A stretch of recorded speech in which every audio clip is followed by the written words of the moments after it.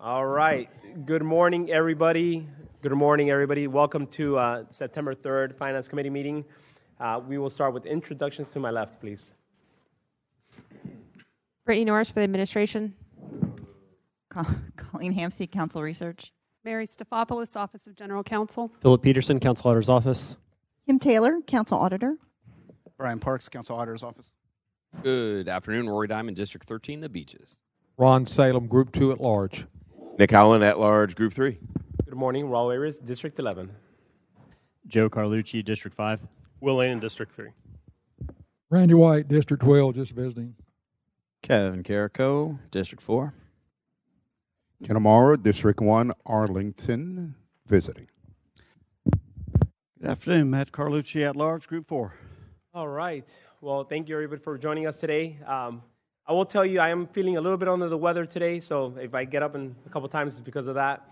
But with that being said, I did promise a lot of people I will be very nice today because I'm under the weather, so good for you guys. I do have a lot of council members visiting right now, and with that being said, we're going to have 3 minutes on the queue for committee members and 2 minutes for visiting council members.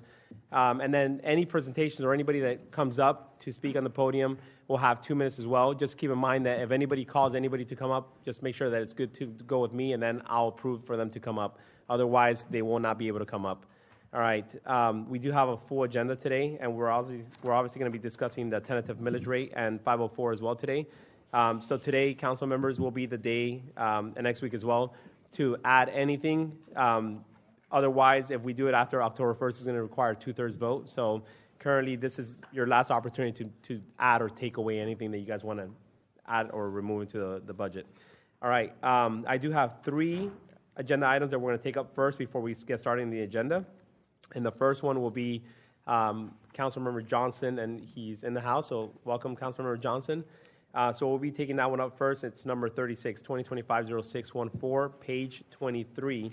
And I do not have any presentations from the auditors, so we're going to proceed with that one. All right, page 23. Oh, Ms. Pittman. Oh, I'm recognizing. Sorry. Everybody, Ms. Pittman is in the house today. All right. So, all right. All right. So page 23.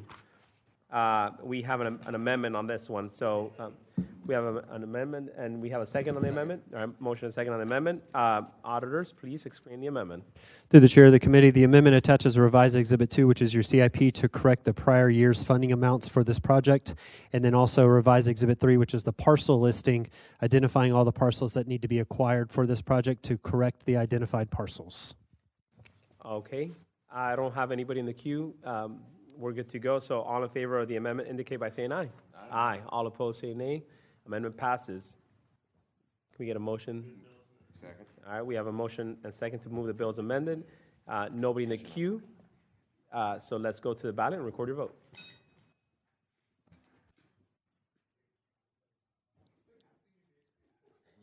He was in the queue, but I didn't let him speak. Don't worry, I got you.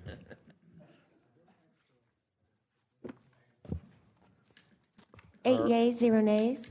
Okay, by your motion, 2025-0614 passes. Now we are going to go to page 13. This is Councilmember Amero's 2025-0557, page 13. It's number 24. Second. We have a motion and second on this one. I don't have any speakers on the queue, so we will go to the ballot and record your vote.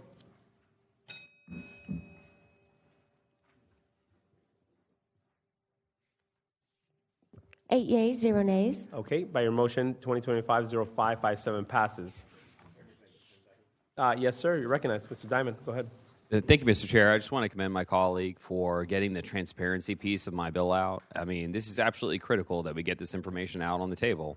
Like, you can't make good policy, no matter where you are on what side of a policy, unless you understand what's happening. So thank you. You said it during our discussions on my bill, and you kept your word, so I appreciate it.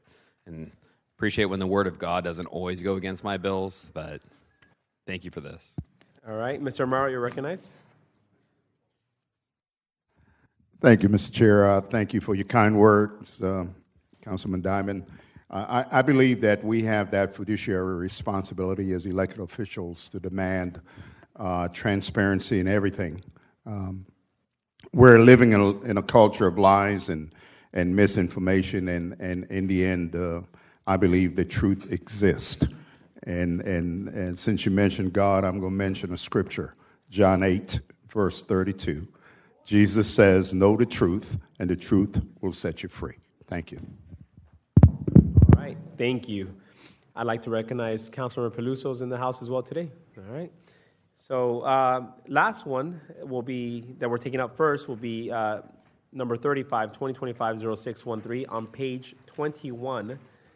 And we do have an amendment on the table. All right. We have a motion and a second on the amendment. Auditors, please explain. Through the chair of the committee, the amendment would add reference to the 10 market rate units within the project description and the bill, include a requirement to execute the redevelopment agreement within 30 days of council approval. That was a stipulation put in the DIA resolution. Clarify the affordable housing support loan repayments will be deposited back into the North Bank CRA fund. That was also in the DIA resolution. Correct various Scribner's errors, and then place a revised agreement on file to clarify the effective date for the performance schedule is based on the execution of the loan agreement on which DIA will provide the affordable housing loan. Include an outside date for reversion of city-owned parcels. If the developer doesn't do anything with those parcels, require the DIA CEO to approve any reduction in the number of market rate units. That reflects the DIA resolution, reflecting the loan repayment. Once again, will be deposited in North Bank CRA, and then correct various Scribners. Okay. All right. I don't have any speakers on the queue. So we do have an amendment. So all in favor indicate by saying aye. Aye. All opposed say nay. Amendment passes. Move the bill's amended. We have a motion and a second to move the bill's amended. And Mr. Holland, you recognize. All right. Thank you, Mr. Chair. I'm wondering if Colin or maybe Guy are here who can answer this question regarding, okay, there's Guy. Guy, do you guys do your own surplus property in DIA, or does Renee Hunter do that for you? Thank you. Through the chair, excellent question. Community redevelopment agencies, we go through disposition. We can't simply surplus property. We tend to do those on ourselves. Okay. And I just want to ask about the process because, I do know that a lot of these are on the east side with our stadium investment, all the park investment, everything going on with Fincanterre. All of our east side properties are going to rise in value. So are you constantly reappraising your surplus property value? Because I don't want to be giving them away all the time in the future if they're going to be valuable to the city based on the investment that taxpayers have made into. Through the chair, thank you for the question. Pursuant to Chapter 122, we have to get our properties appraised. How frequently? With every deal, we appraise them. Okay. So I'm going to vote yes on this, but I just want to be mindful in the future that we're making investments in that part of the city that are driving up property values. So we're probably not going to do a lot of property surplus giveaways in the future when we can actually sell them, and which are properties owned by the taxpayer, and make money for the taxpayer. All right, thanks. All right. Thank you for that.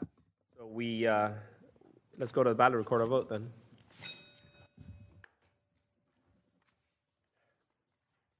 Eight yeas, 0 nays. Thank you. By your motion, 2025-0613 passes. All right, going now to the beginning of the agenda, to number one. And number one, 2024-0627 is deferred. Number two, 2024-0966 is deferred. Number three, 2025-0361 is deferred. Number four, we have a neighborhood amendment. Move the amendment. We have a motion and a second on the neighborhood amendment. Mr. Phillip.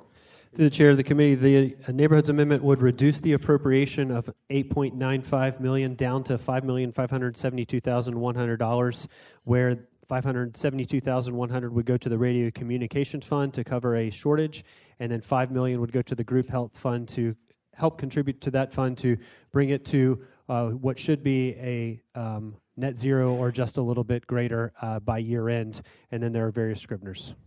Okay, Mr. Salem. Yep. On the amendment, yes. On the bill. On the bill. Mr. Lenin, on the amendment or the bill? Chair, on the amendment. Go ahead, sir. Through the chair to Mr. Peterson, just so I understand the $3 million rough difference between what we're reducing it by and what was in the original bill, will that just fall to the general fund, I guess?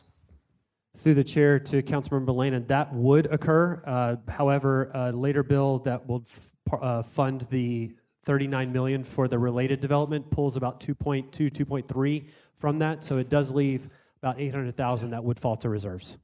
Through chair, thank you, Mr. Peterson. I remember us discussing that, what seems like many months ago now, but thanks for the reminder. All right, thank you. All in favor of the amendment indicate by saying aye. Aye. All opposed say nay. Amendment passes. Move the bills amended. We have motion and second on the bills amended. Mr. Salem, you're recognized.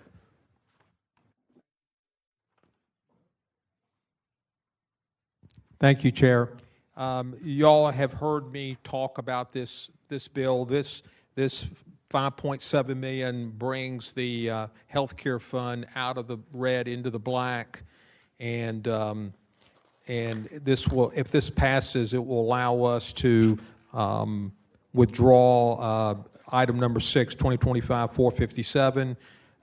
We will begin meeting on the healthcare fund at our first Doge meeting and the first committee week after the budget in October to begin that process of trying to identify cost savings to remove that $23 million deficit that is in the budget we are dealing with right now. Thank you, sir. Thank you. Mr. Diamond. Thank you, Mr. Chair. And first of all, I'd like to thank my colleague Ron for taking this on, because it's not an easy to understand issue, but it's super important. But secondly, I just want to remind everyone that our claims manager is run by our former mayor's chief of staff.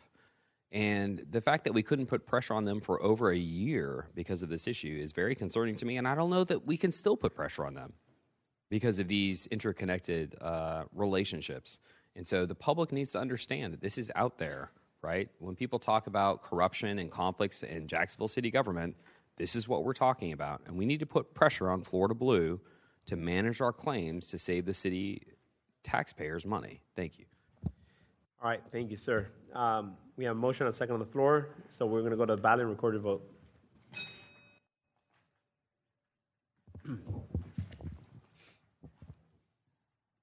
Eight yeas, 0 nays. All right, by your motion, 2025-0422 passes. Going on to number 5, 2025-0424 is deferred. Number 6, 2025-0457 is being withdrawn. Move to withdraw. All right, we have a motion and a second to move to withdraw. And nobody in the queue, so let's go to ballot and record a vote.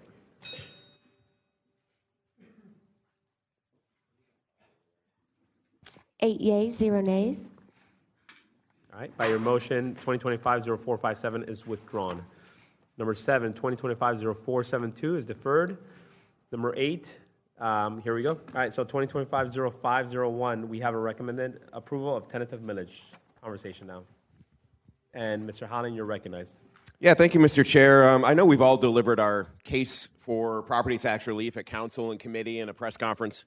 To me, the case hinges on two truths. One, the cost of housing and the cost of living in general have risen faster rather than income.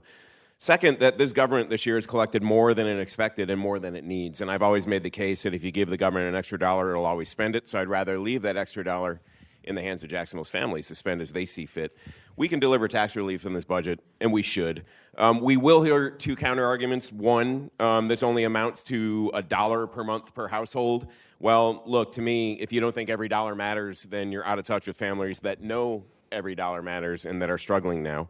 The second pushback is that this will crowd out public safety funding, and that's absolutely not true. There's $134 million of nonprofit spend that would be crowded out well before we hit public safety. And most of that nonprofit spend is not core to the role of local government, not public safety, not infrastructure, not vital city services. So the threat to public safety funding is not property tax relief. It's excessive spending on recurring programs that the government should not be involved in the first place. So that brings up one thing. Our tax rate's way too high. I'd like to cut it.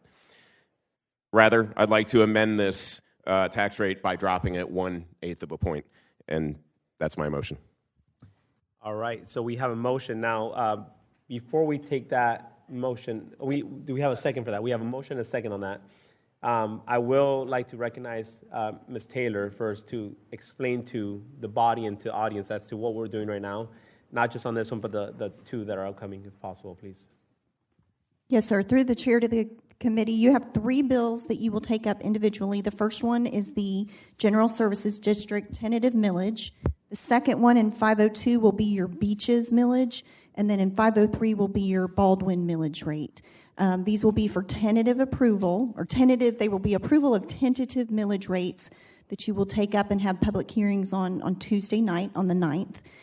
We have noted on the agenda the proposed rate, and then in sync with the budget, but policy decision for you to take up, and I know that you have a motion before you now, but we have noted the 1/8 reduction and the value of that, but none of it is marked to move until you all make those motions. And these will not show up, just so you know, 501, 2, 3, and then the budget bill, when you get to that, they do not show up again in your finance committee in your second cycle. So you'll see them here today.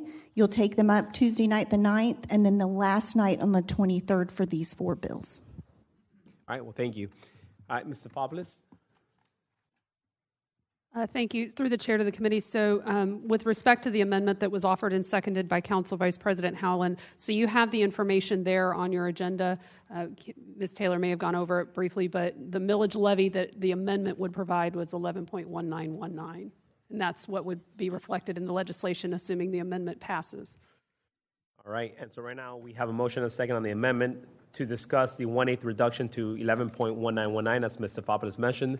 So anybody that's on the queue, if it's going to be in reference to that, then I'll recognize you guys. All right, so Mr. Lehman, go ahead. Thank you, Chair. Yes, just commenting on the 1/8 reduction. So I just want to make sure that we all stay laser focused on not just this year, but the next couple of years. And I've said it before, if City of Jacksonville was a company, you look at our balance sheet, we're in a strong position right now. We have still historical levels of reserves. We just got our clean, unmodified audit back to us. We've seen our bond ratings increase, so we are on sound financial footing right now.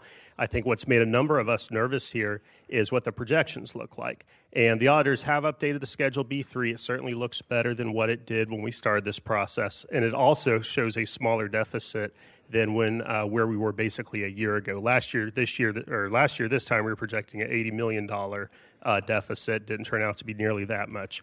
But again, you're going to hear me say the same 4 focus areas over and over the next year. One is fees. If we had not fixed the residential trash fee, we would have had a lot of work to do on how to keep the millage rate flat this year. There's still some other fees out there we could look at and right-size those fees to make sure an individual is truly paying for the cost of the service and the service is not being subsidized by other taxpayers.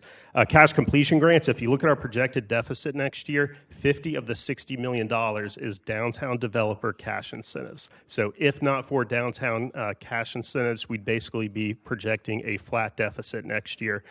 Managed debt, I do appreciate how the capital improvement plan that was submitted to us this year, it only has $7 million in new projects, and that's pretty much what the next couple of years are going to have to look like. We have to complete the projects we're committed to. It's not just the stadium, it's other projects that don't really make the news. It's over $100 million on a generational bulkhead replacement project. There's lots of downtown parks, but anyways, we have to complete these projects and get our managed debt back to the $200 million run rate, not the $400 million that's ballooned to each year that has caused us to increase our debt expense. And then finally, nonprofits. I mean, when you look at the budget we're going to submit, 2/3 is debt expense and public safety. It's the first time that the other operating departments combined have been less than 15% of our total spend. So those are all good things. But if you look at the non-departmental spend, that's your nonprofits, your cash incentives, your SHANS grant. I mean, that's really where we're going to have to focus this next year to balance the budget because we have a lot of spend in those categories. And I think we're going to get to next year in order for this millage rate cut to be sustainable. We're going to have to look at those areas as well. So again, as we go through this coming year, a yes vote on this millage rate reduction means we're going to have to be no on additional things that come up. But I will be a yes again like I was on day one of the finance hearing. All right, thank you. Mr. Howland, you're recognized. Yeah, thank you, Mr. Chair. I just want to clarify. My motion, I believe, I intended to make was to reduce the millage rate by 1/8. And that's not on top of what we talked about during the budget hearings. It's 1/8. It just has to be done on this bill in particular, which is 0501. So the motion on the table was to reduce the millage rate by 1/8 of a mil. That is correct, and that will bring it to 11.1919 is what it is. Yep. All right. All right, queue's lighting up. Mr. Diamond, you're recognized, and Mr. Joe Carlucci, Mr. Salem, and then... Thank you. I'll try to keep my comments brief here. A couple of weeks ago when the mayor rolled out her budget, I called for a $100 million reduction in our millage, a whole point. And the reason for that is the people of Jacksonville are suffering. The people of Jacksonville are having trouble making sure the ends meet. Families cannot buy a new house. Our retirees can't downgrade from the house they have and buy something else that makes more sense for their budget. And so I think we ought to do an entire point reduction. So I'll be a no today because I know this is going to fly through finance. If we need the vote on the night of in a week from now, I'll vote for it. But just like the last year of Lenny Curry's administration, when he slightly reduced the millage, to me, it's still an increase, right? People are still paying more out of their pocket, and that's not enough. We need like meaningful tax relief, and I don't want to criticize what we're doing because I'm so thrilled that there's a moderate cut. But I think we need a more meaningful cut, and $100 million at 1 point would be what I would support. So I'm a no temporarily, but it's going to fly through committee, and I'm thrilled about that. And then I'll support it at City Council if you need the 10th vote, which, so the administration knows, I strongly believe there's 10 votes. Thank you. Thank you, sir. I agree with you. All right, Mr. Salem, you're recognized. Sorry, Mr. Joe Carlucci, you're recognized, and then Salem. All right, thank you, Mr. Chair. Real briefly, I just wanted to bring up something that Councilmember Lannon said, which is the completion grants and the non-departmentals. Those are the two areas that are sticking out to me. And number one, with the completion grants, we're going to be launching the special committee on downtown, and that is going to be a topic that we talk about. It's either how do we revamp it or when is the line drawn in the sand, because to your point, it's taking a lot of capital out of our general fund. So that is going to be brought up there. We've got some other committee members on this committee that'll be serving, so that'll be a topic. And then, the non-departmentals, if those numbers continue to increase and our departmentals continue to, stay flat, that's something that we're going to have to look at. So I just want to bring that up. I'll be supporting the 1/8, and I think we can and did accomplish still a great budget for this year. Thank you, Mr. Chair. Thank you, sir. Mr. Salem. Thank you, Chair. I will be supportive of the 1/8 cut, and I won't belabor some of the points already made, but I believe government periodically ought to restrain itself. We did it at the end of the Curry administration, and now 3 or 4 years later, we're doing it again. Our reserves are in excellent shape. Financially, we're in great shape. We had $87 million additional in property taxes this year. I think we can do this, and we can do it effectively on 1/8 of a mil, and I look forward to the vote. Thank you. Thank you, sir. President Carrico, go ahead. Thank you, Mr. Chairman. I just want to echo everything that the Finance Committee has said. I do support the 8th. I'd support more. I don't think we could get the votes on more for the articulation that Mr. Lannon spoke of. I'd be willing to take it up to 1/4 or 1/2, but I just don't see being able to rally 10 of us just because of the optimism on what the future budgets look like. But I do think there's more waste in this budget that we could look at. I don't know if we have the time to do it. I mean, the Finance Committee did a great job on finding a lot. I'd support more, but we're at an 8th right now, so I'm comfortable still supporting that. But great job on this committee on getting us to this point, and if there's more time to see if there's more between now and the final budget, then I'm here to explore that. But thank you again. Good work. Thank you, sir. Mr. Matt Carlucci, you recognize. Sorry, Ms. Pittman. Sorry. Yeah. Well, again, I'm the Long Ranger, and I got to say that I am a no on this. I think that there are other ways that we can save, but we can't continue to go down this road. So, thank you. Thank you, Matt. Mr. Matt Carlucci, go ahead. Thank you, Mr. Chair. I appreciate it. I'm not going to change any votes here today, but I do want to say a few things that maybe as time goes by and some of the council members here that'll be going into the next term might begin to think, Matt Carlucci may have had some wisdom along the way. You can't cut your way to a greater city. You can't do that. I don't see waste. I have not identified any waste here, and I've not heard anybody really spell out what the waste is. They talk about it, but I don't hear anybody. Look, there was no rate. There was no increase in the rate in the millage rate here. It was keeping it the same. We have a lot of additional expenses next year. I think we know what they are. They have to do with the public safety, raises, pensions, a lot of additional DIA incentives that we have to pay for.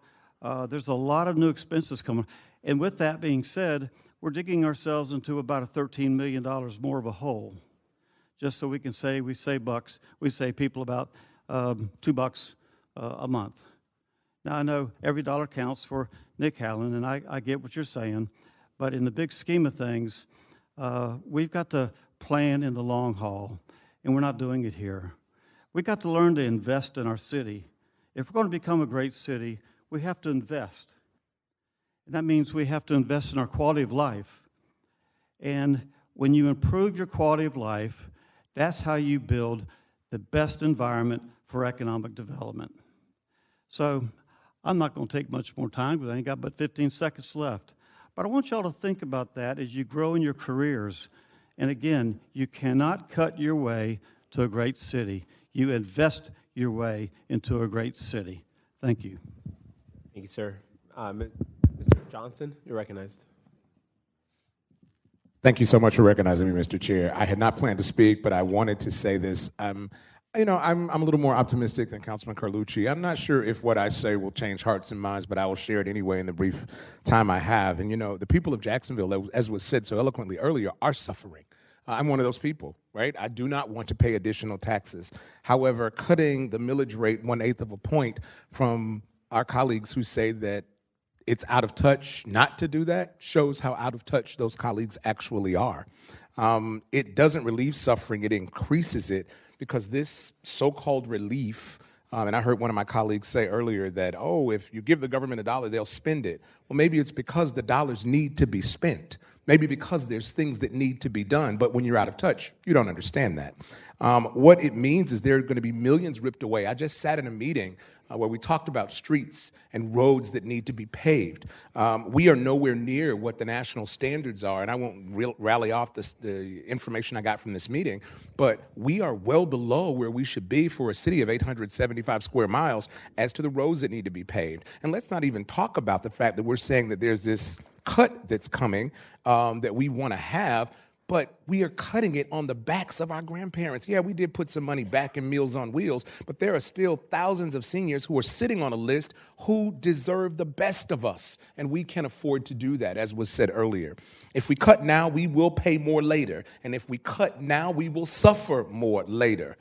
But we are in the process of being leaders that are robbing a city of tomorrow under the guise of false relief. I am not about to vote for this when my time comes, obviously not on this committee, but I'm not going to pay for an applause today on the backs of people tomorrow. Please do not vote for this decrease in millage rate. Let's move Jacksonville forward. Thank you. All right, thank you. Before I call up the other speakers for the second time, I'm just going to say my thoughts on this. I said this last Monday during a press conference, but I'm going to add something else to it today too. It's extremes, talking about extremes. I think that too much of something, too much of a cut is not good. But also another extreme is to not do anything at all. All right? I think similar to the trash fee that wasn't adjusted in over 2 decades prior to that, having a look at this millage rate at least once every 3 years, every 4 years, it's a good practice to have as not only council members, but also for our constituents, for our city. I agree that sometimes these cuts may hinder investments in other parts of town that we need to invest in. But let me just bring up some data very quick. Over the last few years, our city has collected an additional, all right, $160 million in property taxes. In addition, this year, we did a one-time contribution of GA for $40 million and solid waste of $40 million. That means in the last 2 years, we've collected additional dollars, $240 million of additional dollars. This millage cut, 1/8, represents $13 million. So even if we cut it to 1/8, to a 1/8 millage cut of $13 million, we will still be positive additional revenue of close to $215 million of additional revenue. So to say that this is going to cut services for seniors or for the shelters, the animal shelters, or for whatever initiative or projects we all want to do, the facts are here. We've raised an additional revenue of $240 million in the last 2 years. We are flowing with money. The problem is that we're investing these dollars into programs sometimes that hinder us and put us in a corner where we have no choice but to fund them again. Those are the programs that I don't want to hear about. The programs I want to hear about are the programs that we fund once, and then they come back the following year to ask to get funded again potentially, but it shouldn't be an automatic refunding. That's the biggest thing with me. So once again, it's not about a 1/8 cut. That's very modest. That really doesn't even move the needle. But it's all about the principle and what we're doing here. At the end of the day, you hear arguments for both sides, in favor or opposed. At the end of the day, everybody has a valid point. But at the end of the day as well, too, we also have to look out for not only just the same way, the same compassion that we have to look out for our seniors and our most vulnerable citizens, we also have to look out for property owners, too, all right, which are also seniors and vulnerable citizens, too. So $1 or $2, whatever the case is, at the end of the day, I think this is a modest approach, but something that should be looked at every 3 or 4 years. That's as simple as that. Nothing crazy. I would not be in favor of doing an extreme cut, but something like this, I definitely would be in support of it. Okay. So with that being said, Mr. Joe Carlucci, you're recognized. All right. Thank you, Mr. Chair. And something that you just brought up actually was something I had already written down. And that is, it's really quite simple. We have to get away from this narrative of oh, it's only $1. It's only $1 here or there. It's $13 million that is now going back into Jacksonville's economy.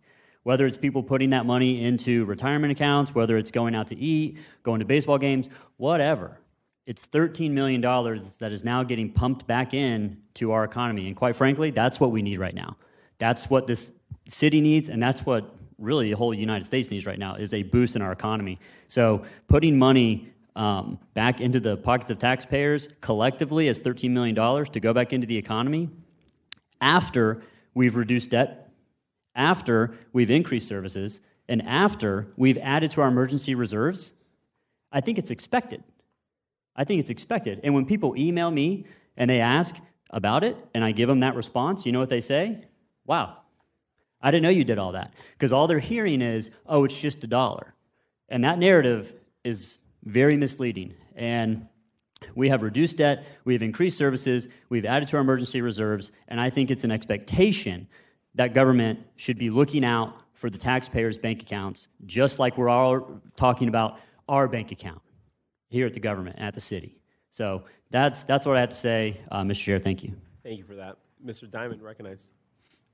Thank you, Mr. Chair. I never speak twice, but when I hear something that's just wrong, I have to speak out, just as a matter of conviction. First of all, there's waste in this budget. There's hundreds of millions of dollars in parks that nobody wants to go to when we can't even afford the parks that we have. 2, there's hundreds of millions of dollars in development for downtown in Jacksonville, which I guarantee you people in my district on the south side and Mandarin on the west side, they don't want. They don't care. They do not care. They want money in their pocket. They do not care about a historic building in downtown Jacksonville. They do not care about another park in downtown Jacksonville. They're never going to go. You know what they care about? Seniors in my district are worrying about paying their mortgage. They bought a house 30, 40 years ago for $150,000, and even with the 3% cap, it goes up year after year after year after year. So now they sit there and they say to me, because I walk a district, right? I walk a street every single month, and they tell me I can't afford my mortgage, my food, my health care, and all these taxes that you keep charging me. These are vulnerable people who just want to keep their home. Talk to families who want to buy a new house in Jacksonville. Nothing is more fundamental to a family than being able to buy their first home. It gives their kids a chance to go to a great school. It gives them a chance to build wealth. It doesn't matter what color you are, who's in that family, what you do. That house is the foundation of building their financial future. And we are making it harder unless we cut their taxes. We have to do this. This is not about hundreds of millions of dollars for nonprofits that make people feel good because we helped 3 people fix their house. Okay? This affects all of Jacksonville. We have to stop the insanity. Since I started on council, $1.2 billion budget. The mayor proposed a $2 billion budget, $800 million in 6 years. We got to stop. Thank you, Chair. I love following Councilmember Diamond's words with nice, calm numbers. But a couple of things I wanted to touch on here. I want to talk about the concept of cuts. We've all been getting the notes about all the stuff we've cut. And Councilmember Carlucci, you talked about as we grow in our careers, this is my career, managing large budgets and executing and helping run streamline operations. And the auditors put together, and I hope Ms. Taylor, through Chair Ms. Taylor, you can send this out to the entire Finance Committee. It's showing what was in last year's budget, showing what was proposed in this budget and showing the actions that the Finance Committee took. So just a couple examples here. Dental access to care, last year's budget, $0. Proposed, $230,000. After left finance, $0. We decided we knew we were getting a lot of one-time money this year, and we weren't going to start a lot of programs. And then telehealth. Telehealth 23-24 got $2.2 million. The next year, last year, it got $200,000. It was proposed to be $2.2 million, but it's getting $1.5 million in this next year's budget, which is actually more. If you look at they're getting more in 1 year than what they got the previous 2 years. And then Meals on Wheels, going back 4 years, they got $150,000, then $150,000, then $160,000 plus one-time spend of $2.2. Last year, they were budgeted for $970,000. This year, they're getting $1.7, which is right at the average of what they spent over 2 years. So we're giving them in 1 year the average of what they've been spending the past 2 years. So again, it's not a cut if it never existed. The mayor could have proposed that there were 19 city council city vehicles, all with car allowances. We would have said, no, we're not going to do that. We aren't cutting it. It never existed from the budget. We are not approving new spend. So when you go down, you look at the list of what was actually cut. I mean, Northeast Florida Regional Council, yes, that was a true cut. We took $390,000 out of the budget. We did lower Jacksonville legal aid from $500 to $250, I believe it was. But in the prior year, they'd gotten a one-time jump up to $500. We got rid of $185,000 in lobbyist fees, which I don't think there's going to be a lot of sadness over that. And then the Jaguar suite for $38,000. But again, it has not been us making huge cuts to what we've normally done. It's been us saying no to a lot of new programs. So I just want to make sure everybody understands that for all the emails and phone calls we're getting about the cuts we made. It's been more saying no to new programs, more so than anything else. And about $27 million of the overall budget proposal was modified, which is less than last year. So again, Councilman Carlucci, I'm not going to repeat what he said, but we had as council member, as the finance chair, the trifecta. We accomplished 3 goals with that. And it wasn't through cutting existing funding as much as it was to saying no to new programs. Yep, thank you for that. I was going to say, don't steal my thunder, because I was going to go more time to say the trifecta speech. All right, but yes, Mr. Joe Carlucci, you recognize that Mr. Ron Salem. All right, Mr. Ron Salem. Thank you, Chair. This issue of pilot programs is one that's I get a little excited about. There are 3 pilot programs in this budget that I initiated in the first or second year that I was on the council. That is the infant mortality program, the MHOP program, and the West Side Clinic and Volunteers in Medicine. All 3 of those are at the same funding they were 5 years ago. Not a dime more has been put into those programs, because when I initiated those programs, I went to the 3 of them and said, this is not going to be just a government program. You must go out and fundraise. You can get state money, private money, wherever it comes from, but those programs are not going to grow with government, and they haven't. They're at the same level they were 5 years ago. Here's the problem with this administration. Let me just take 2 examples where I think there is considerable waste. Telehealth. My colleague, Councilman Layden, talked about it. The mayor wants now to raise that to $2.4 million. Why aren't the hospitals paying for that? Why isn't the private sector paying for that? Her approach is more government, pour more, our money into it. That's not the way it should work. It was a pilot program. Pilot programs should not grow by government. There should be other factors that come into it. The second one is the Meals on Wheels as well. Why isn't the private sector helping it with this?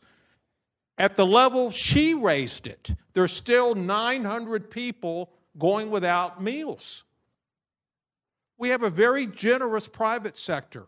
Why aren't some of the people in the mayor's office going to the private sector and asking for dollars? It doesn't have to be government money. It can be private sector money, state money, federal money, wherever it comes from. But we have a very generous community.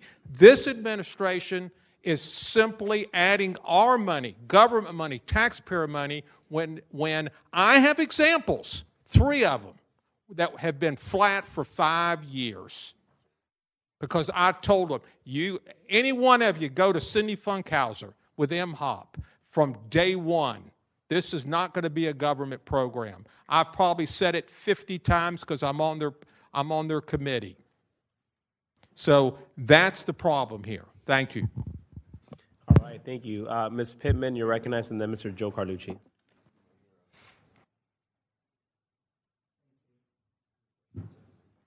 I know we've been talking about this, the past few weeks, and I think I shared my feelings about this whole thing, whether they were pilot or not.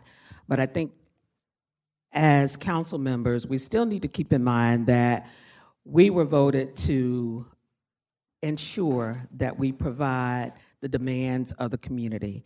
And over the past few years, there was a need for seniors. The Meals on Wheels, and I'll just say this again, it's not just for the underserved.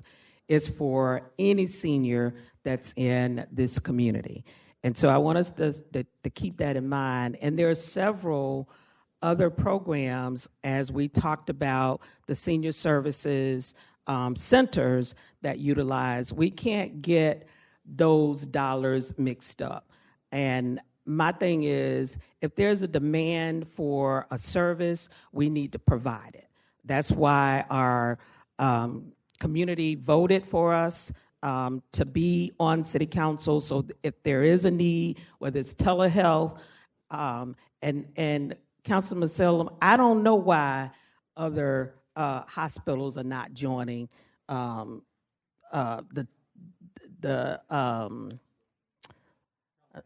telehealth. I don't know. But they're in communities that need the services.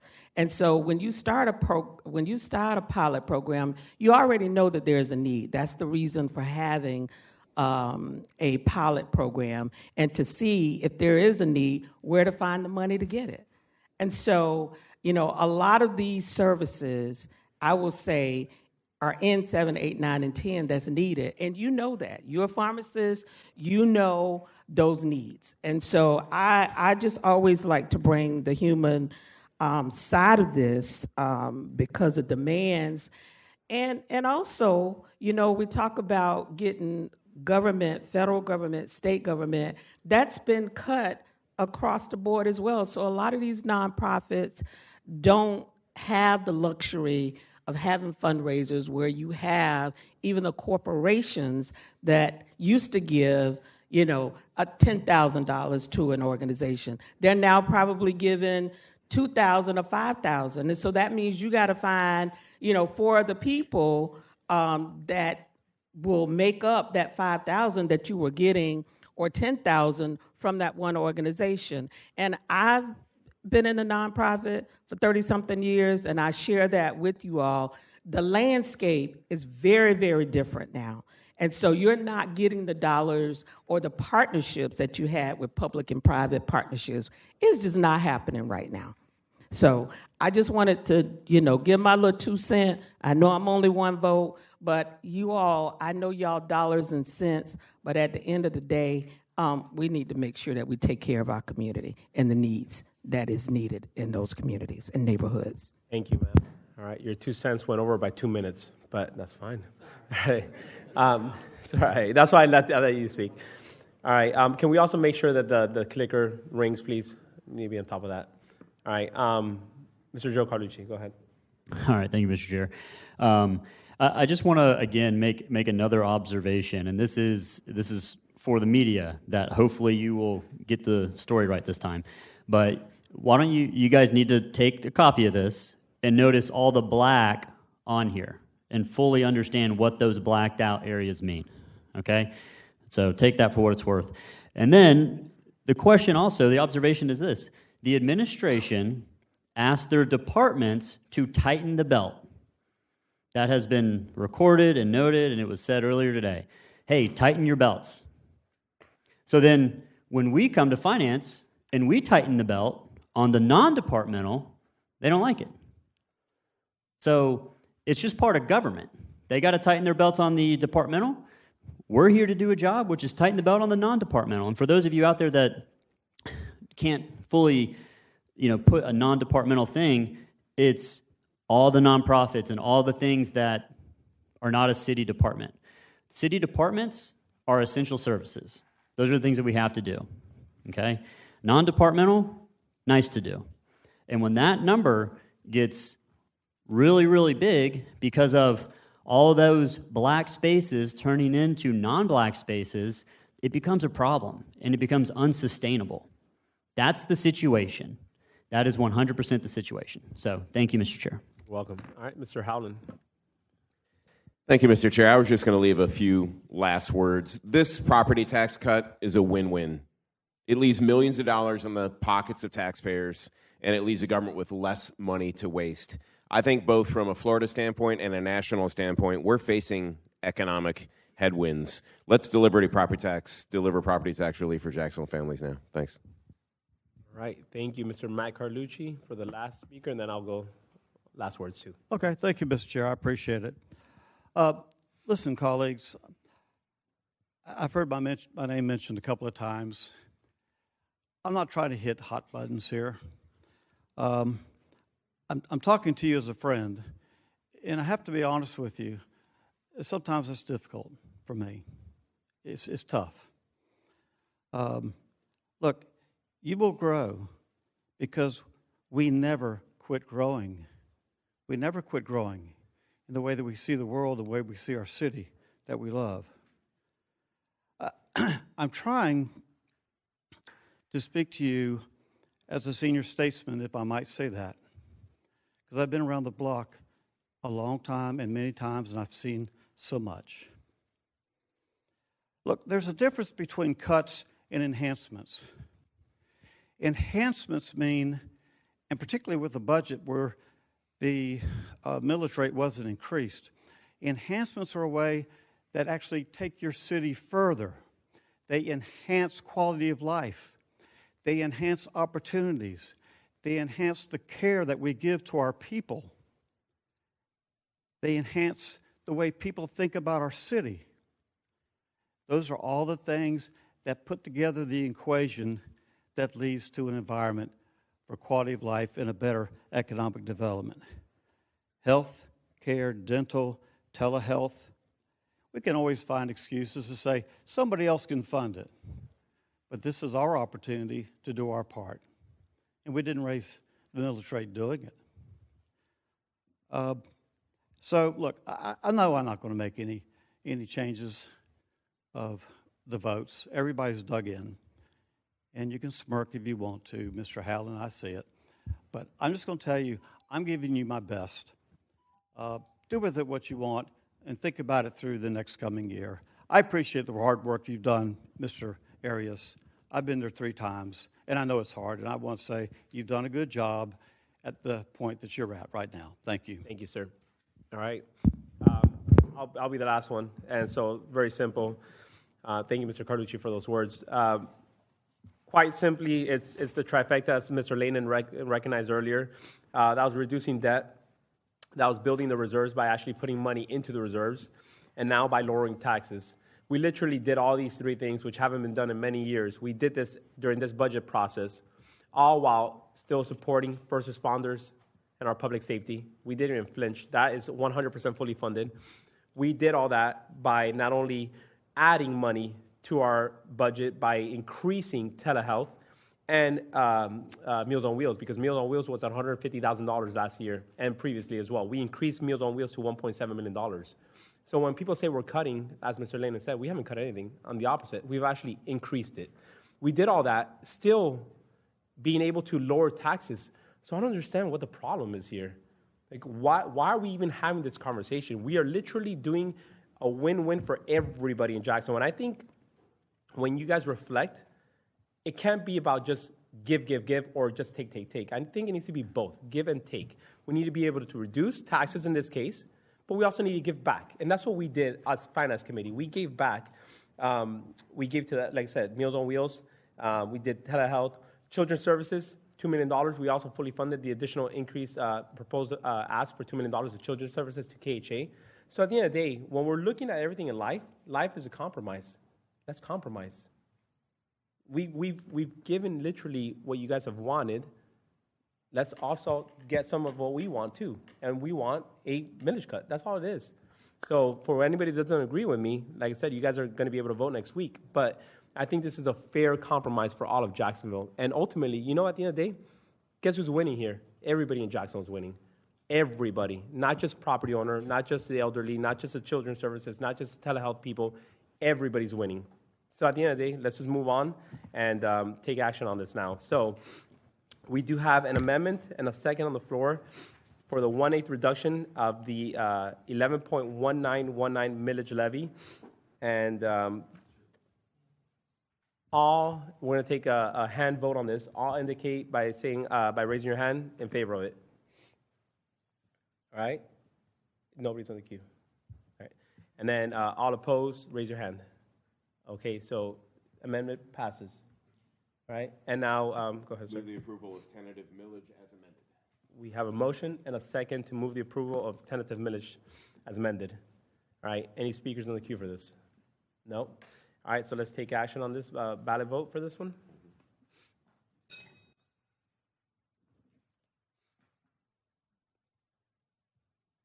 Six yeas, 2 nays. Okay, by your motion, 2025-0501 has passed for the 1/8 reduction on the millage rate. Moving on to number 9, 2025-0502. The same conversation is going to happen now. Ms. Taylor, if you don't mind, please go ahead. Oh, sorry. Yes, guys, I apologize. I didn't realize we had these earlier today. So I'm going to take up these public notice cards very quick, because I know that a lot of you guys have talking points on the property tax, but also on 2025-504. So before we take action moving forward, I definitely want to hear from you all. So I'm going to take up first, and this will be the regular time allotted as normal, 3 minutes. Yep. So Ron Elenoff, you're recognized, and then it's going to be Christian Gonzalez. Is Ron here? All right, and then Christian Gonzalez, and then followed by Vanessa Cullen Hopkins. All right, are you Ron? Say it again? Are you Ron? No, Christian. Oh, you'll be the second one. My apologies. No problems, yeah. All right, Ron, sir, how are you? Yeah, thank you for the opportunity, but it's after the fact, so I will save my remarks for your council meeting next week. It's Okay. too late now. Yeah, my apologies, sir. All right, Christian Gonzalez, you're recognized, and you're on 2025-504. Thank you, Chair, and thank you, Committee. As mentioned, my name is Christian Gonzalez Orbegoso with Florida Rising. My address is on file. I'm here to speak about the cuts that have already been named by many folks and the essential services that have been cut to the 2025 upcoming budget. What I often say is that budgets are a moral document, and they show what leaders value. And we're seeing where this committee falls in many ways. So what many folks here are calling fiscal responsibility, we're calling it political games on the lives of many folks here. And I think about some of the comments made just a few moments ago, how some of these cuts, my apologies, some of these cuts are getting rid of what's hindering us as a city. Is funds for eviction diversion hindering us? Is funds for LGBTQI plus suicide prevention programs hindering us as a city? So I encourage y'all to look back at what you're doing to our city, to our residents, to my fellow Latinos in the city of Jacksonville, and where their priorities lie. I encourage y'all to reassess on these cuts to the amendment as named, as Florida Rising, where we are about fighting for everyday working people. I walk the streets just like how y'all say you do, and I see what people are saying are the core issues in their lives, especially for many renters, 51% of what the city population is. So I encourage y'all, look at those cuts again, wake up to the needs of Jacksonville residents. Thank you.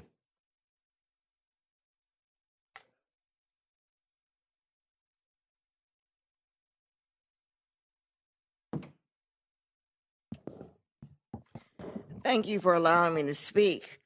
I'm really coming to speak about my support for the mayor's budget. Your name and address, please. I'm sorry, what'd you say? Name and address for the record. Oh, Vanessa Cullens Hopkins. Address is on file, but 3283 Edgewood Avenue West, District 10. Thank you. Okay, can I get my time back? Go ahead. That's fine. Okay, I come to speak about my support for the mayor's budget as submitted, and also to urge you, and this is going to be for the larger city council, to vote against this reduction in property taxes, which is short-sighted and being done well before we have expanded the property base to really meet Jacksonville's current needs. We can do more together than individually. I remind you that the purpose of government is to do what most individuals cannot do alone. I, like most of my neighbors, pay property taxes for social programs that help the least among us. That includes all the programs that are in the mayor's budget.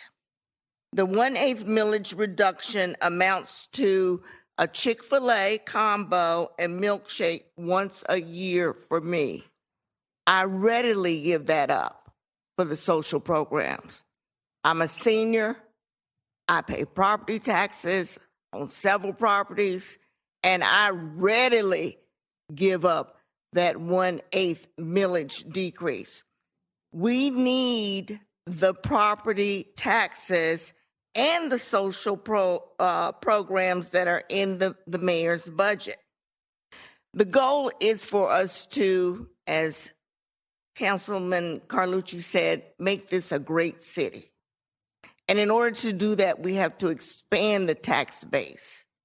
Then you can think about whether or not a reduction is in order.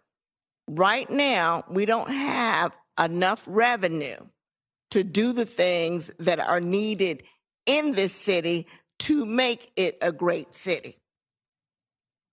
Again, I support the mayor's budget.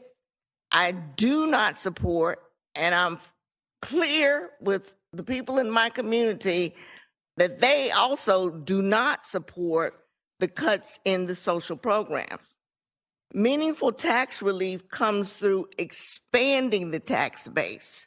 City Council and the mayor's office should be working together to bring more business investment into this city.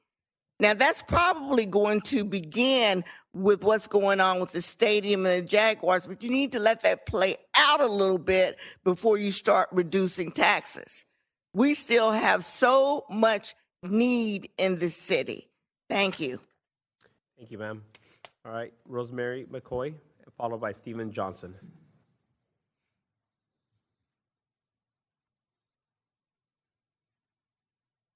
Good afternoon. I'm Hi, Rosemary name and address, McCoy. please. Thank you. I'm Rosemary McCoy, zip code 32210. My address is on file. And I'm here representing the forgotten communities, Harriet Tubman Freedom Fighters and Florida Rising.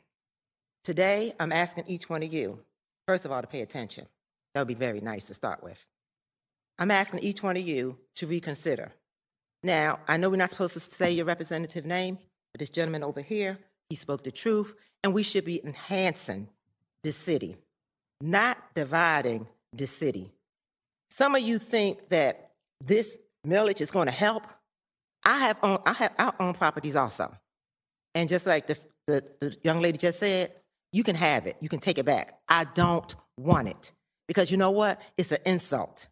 And when I go out in the community, and I'm always in the community, and I most likely will definitely contact your constituents. But in the community, if you tell a community, we're going to give you $1, do you think they're going to shout? You think they're going to dance? You think they're going to vote for you? I can't even give a child $20. And you want to give an adult $1? And then you want to say, oh, $13 million. Well, if I go and tell someone, you're going to say $13 million, they're going to say yes. But if I break it down and say, you're going to get $1. Do that make sense to you all? Most of you have financial education. And I'm asking you to go back, recalculate, and see the truth. We need you to make an increase, right? Or do the mayor budget and fund housing. Someone sat up here telling me you can get housing. Affordable housing do not exist, people. Did you know that? It do not exist. This is what the people want. And believe me, we are going to put this word out. The people demand affordable housing. Legal aid is a process. Most people cannot afford an attorney. And you all want to cut it? You need to increase it. Go back and think about it, people. You are the managers of this great, it's a lovely city. But guess what? It can be city on top of the hill. Other folks from other states can look at Jacksonville, Florida. Other counties can look at Jacksonville, Florida, and they can see what we do here. So let's put this money back. Let's increase housing because we have a homeless issue here in the city. We also have this legal issue with evictions. So we need you to put this money back. It's only about 6%. And you all said it. We have the money. We have reserves. So the question is, why are you cutting? The last thing I want to say, DEI, most of you are DUIs. Thank you. All right. Next up will be Stephen Johnson, followed by Tia Bell Williams. Good afternoon, Chair and committee members. My name is Stephen. Address is on file. I'm representing Florida Rising today. As we are discussing the budget and the cuts to the budget, I want to spend some time talking about the communities and how they affect when it comes to the cuts that you are getting ready to do. First, when we're talking about affordable housing, eviction diversion and legal aid keep families in their homes. Cutting them will push more people into crisis and cost the city more in the long term. We all need to make sure that we have a roof over our head.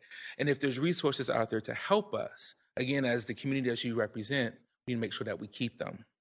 Also, when we think about HealthLink Jacks, of public health services stripped away, we need to make sure that we live healthy. We need to make sure that we are able to move and breathe and to do the things that we love, but we can't do it, especially in communities that are underserved because we lack the resources, again, that y'all are trying to cut.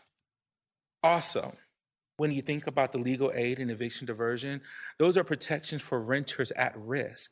As you all know, we are in a community where things are out of our control.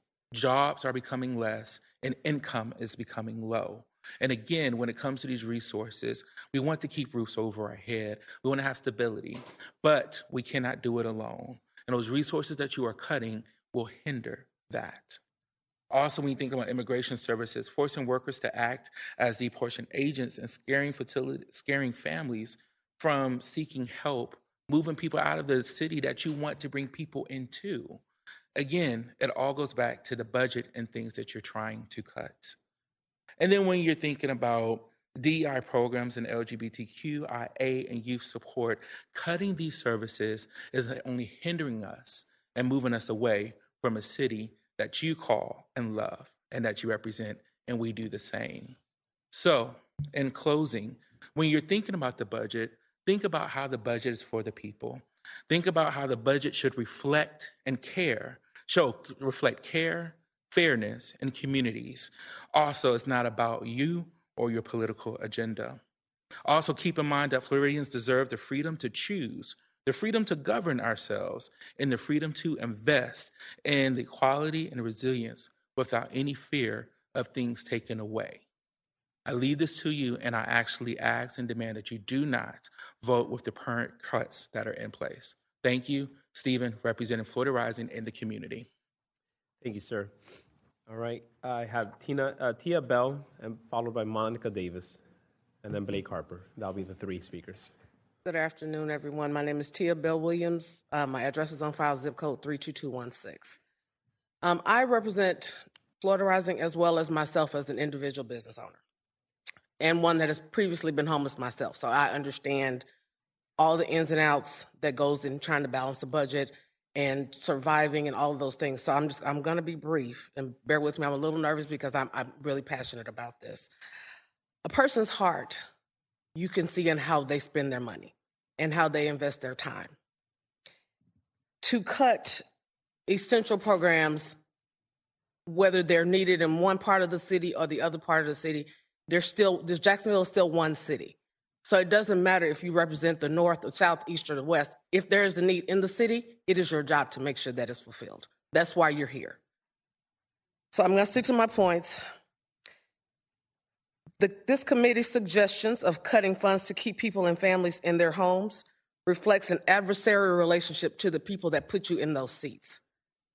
This is your job, to make sure that your constituents have food to eat, a roof over their head, and if available, a job or the opportunity to get a trade or a skill that they can become employable. I don't see, in my short time of living in the city, I don't see the passion of creating opportunities for the working poor. I don't see job programs being funded by any programs in the city to help these people that are underemployed or unemployed become gainfully employed. So to cut the housing opportunities for the people to stay in their homes, we've already got an issue with criminalizing the homeless. That is yet again another problem that we need to address, and it starts with you guys. Housing is a problem.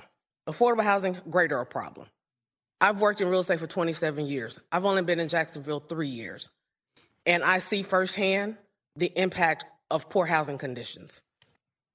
So in cutting the $1.5 million to down payment assistance, you're shrinking your tax base. Again, I've worked in real estate. If you don't have affordable housing, your renters can't become buyers. Your buyers can't become investors. You're shrinking your tax base for what? I don't understand. Those programs create a pathway for your residents to become your investors, to become your business owners. Without that, you are essentially cutting your own throat. So I say with the eviction prevention programs, we're going to criminalize more people for being broke, for losing their jobs, for dealing with hurricane. We're in hurricane season now. So what happens when a person's job is lost because of a storm? That's on you guys. And again, I thank you for your time. Thank you, Tia. All right, Monica Davis next.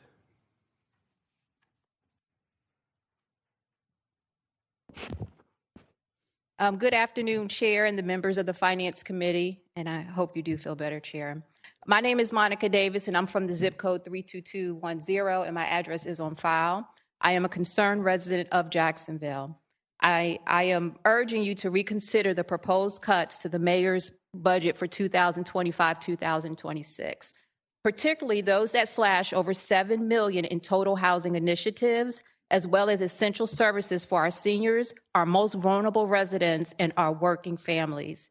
These cuts are not just numbers on a page. They have real consequences. Right now, affordable housing is the number one concern raised in town halls across Jacksonville, according to the mayor's office. Rents are rising and working families are being priced out. Young workers and retirees alike are being forced to make impossible choices: pay rent, buy groceries, or keep the lights on. Investing in affordable housing is a proactive approach to public safety. Families with stable homes are less likely to experience crises that require police intervention. Instead of cutting funds from critical housing programs and that protect our most vulnerable residents, we should carefully review the JSO budget for areas where efficiency can actually be improved. By making target adjustments within policing expenditures, we can maintain essential law enforcement services while strengthening the stability and well-being of our community. I understand the desire to reduce the millage rate and tax relief, but we must ask at what cost. Saving a few dollars on a property bill while destabilizing families and neighborhoods is not fiscal responsibility. The true cost of these cuts will be paid later in rising homelessness, higher emergency costs, and a diminished sense of trust in our local government. I urge you to revise these cuts, restore the funding for affordable housing, protect the programs that keep our seniors fed, our families healthy, and our neighborhoods stable.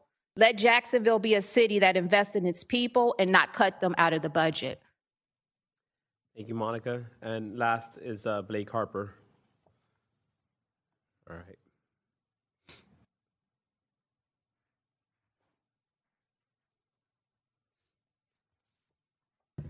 Blake Harper, information on file. This is going to be completely different. I had handed out to everybody at the beginning of the meeting an email that I sent to Councilman Amaro. You all have copies of it. This is about 557. I want to echo the councilman's comments about there have been too many lies. You don't know who to believe. He's sick and tired of it. I've been sick and tired of it for all this time with the statue issue, because that's exactly what it's been. More importantly, I have provided you with hardcore, verified, uncontrovutable evidence of the words that I have put in writing.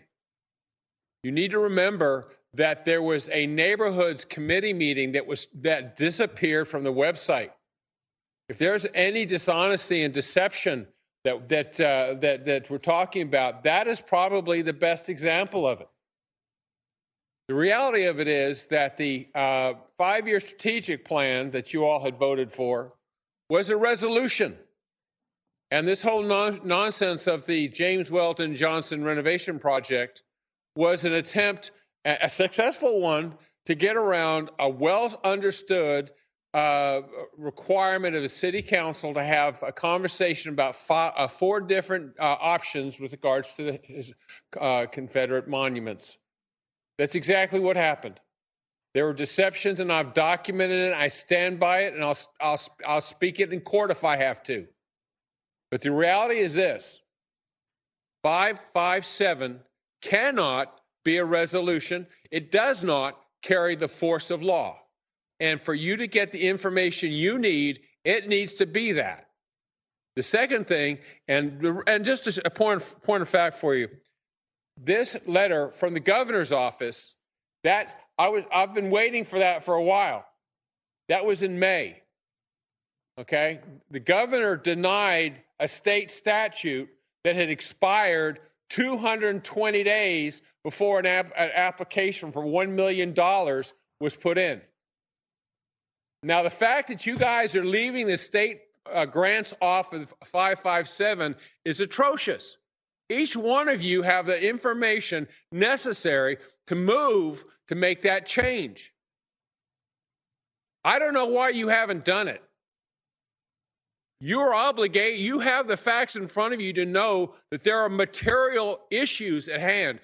The last year's budget was done with a material defect. This year's budget is being done with a material defect. I've given you everything you need. I'll answer any of your questions and spend whatever time you need with me. But get it right, folks. All right, that will conclude public comments. We are now going to go to number 9, 2025-05. Sorry, 2025-0502, correct? Yep. And we have Mr. Holland. Go ahead, you're recognized. Thank you, Mr. Chair. I'd like to move the amendment to reduce the millage rate by 1/8 of a mil on 2025-0502. We have a motion and a second to reduce the millage rate. Any speakers in the queue? Nobody in the queue. All in favor indicate by saying aye. Aye. All opposed say nay. All right. Amendment passes. Motion passes. All right, Mr. Chair, I'd like to move approval of tentative millage as amended. We have a motion and a second to approve tentative millage as amended. And we're going to go now to the ballot vote for this.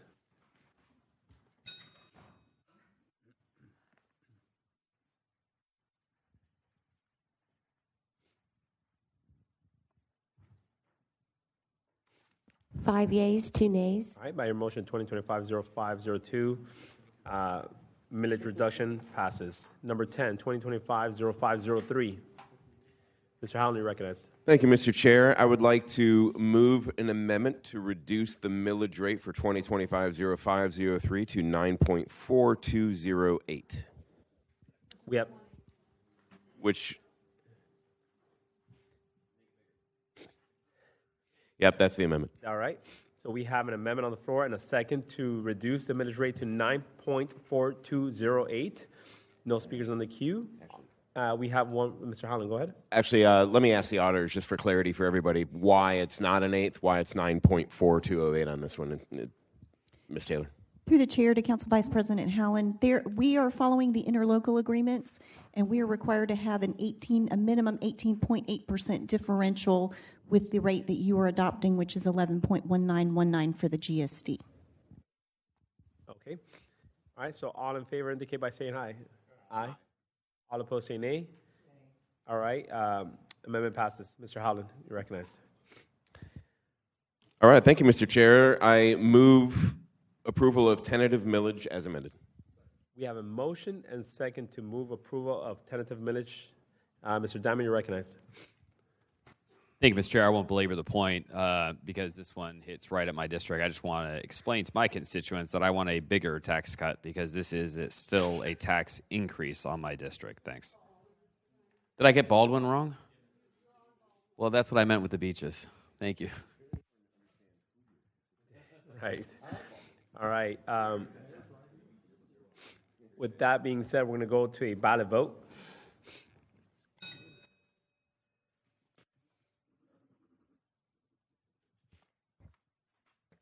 Okay. 2025. Go ahead. I just want to make sure I got everything.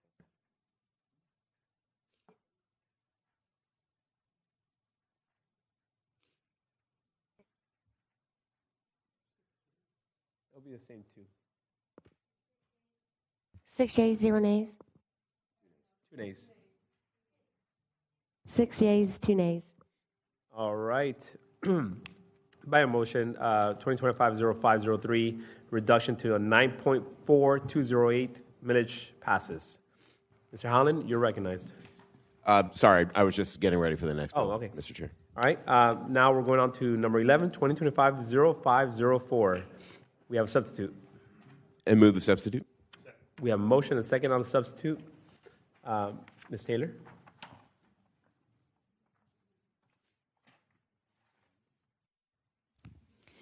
Through the chair to the committee, the substitute takes all of your actions that you have done throughout each of the budget hearing meetings, and it has rolled them up.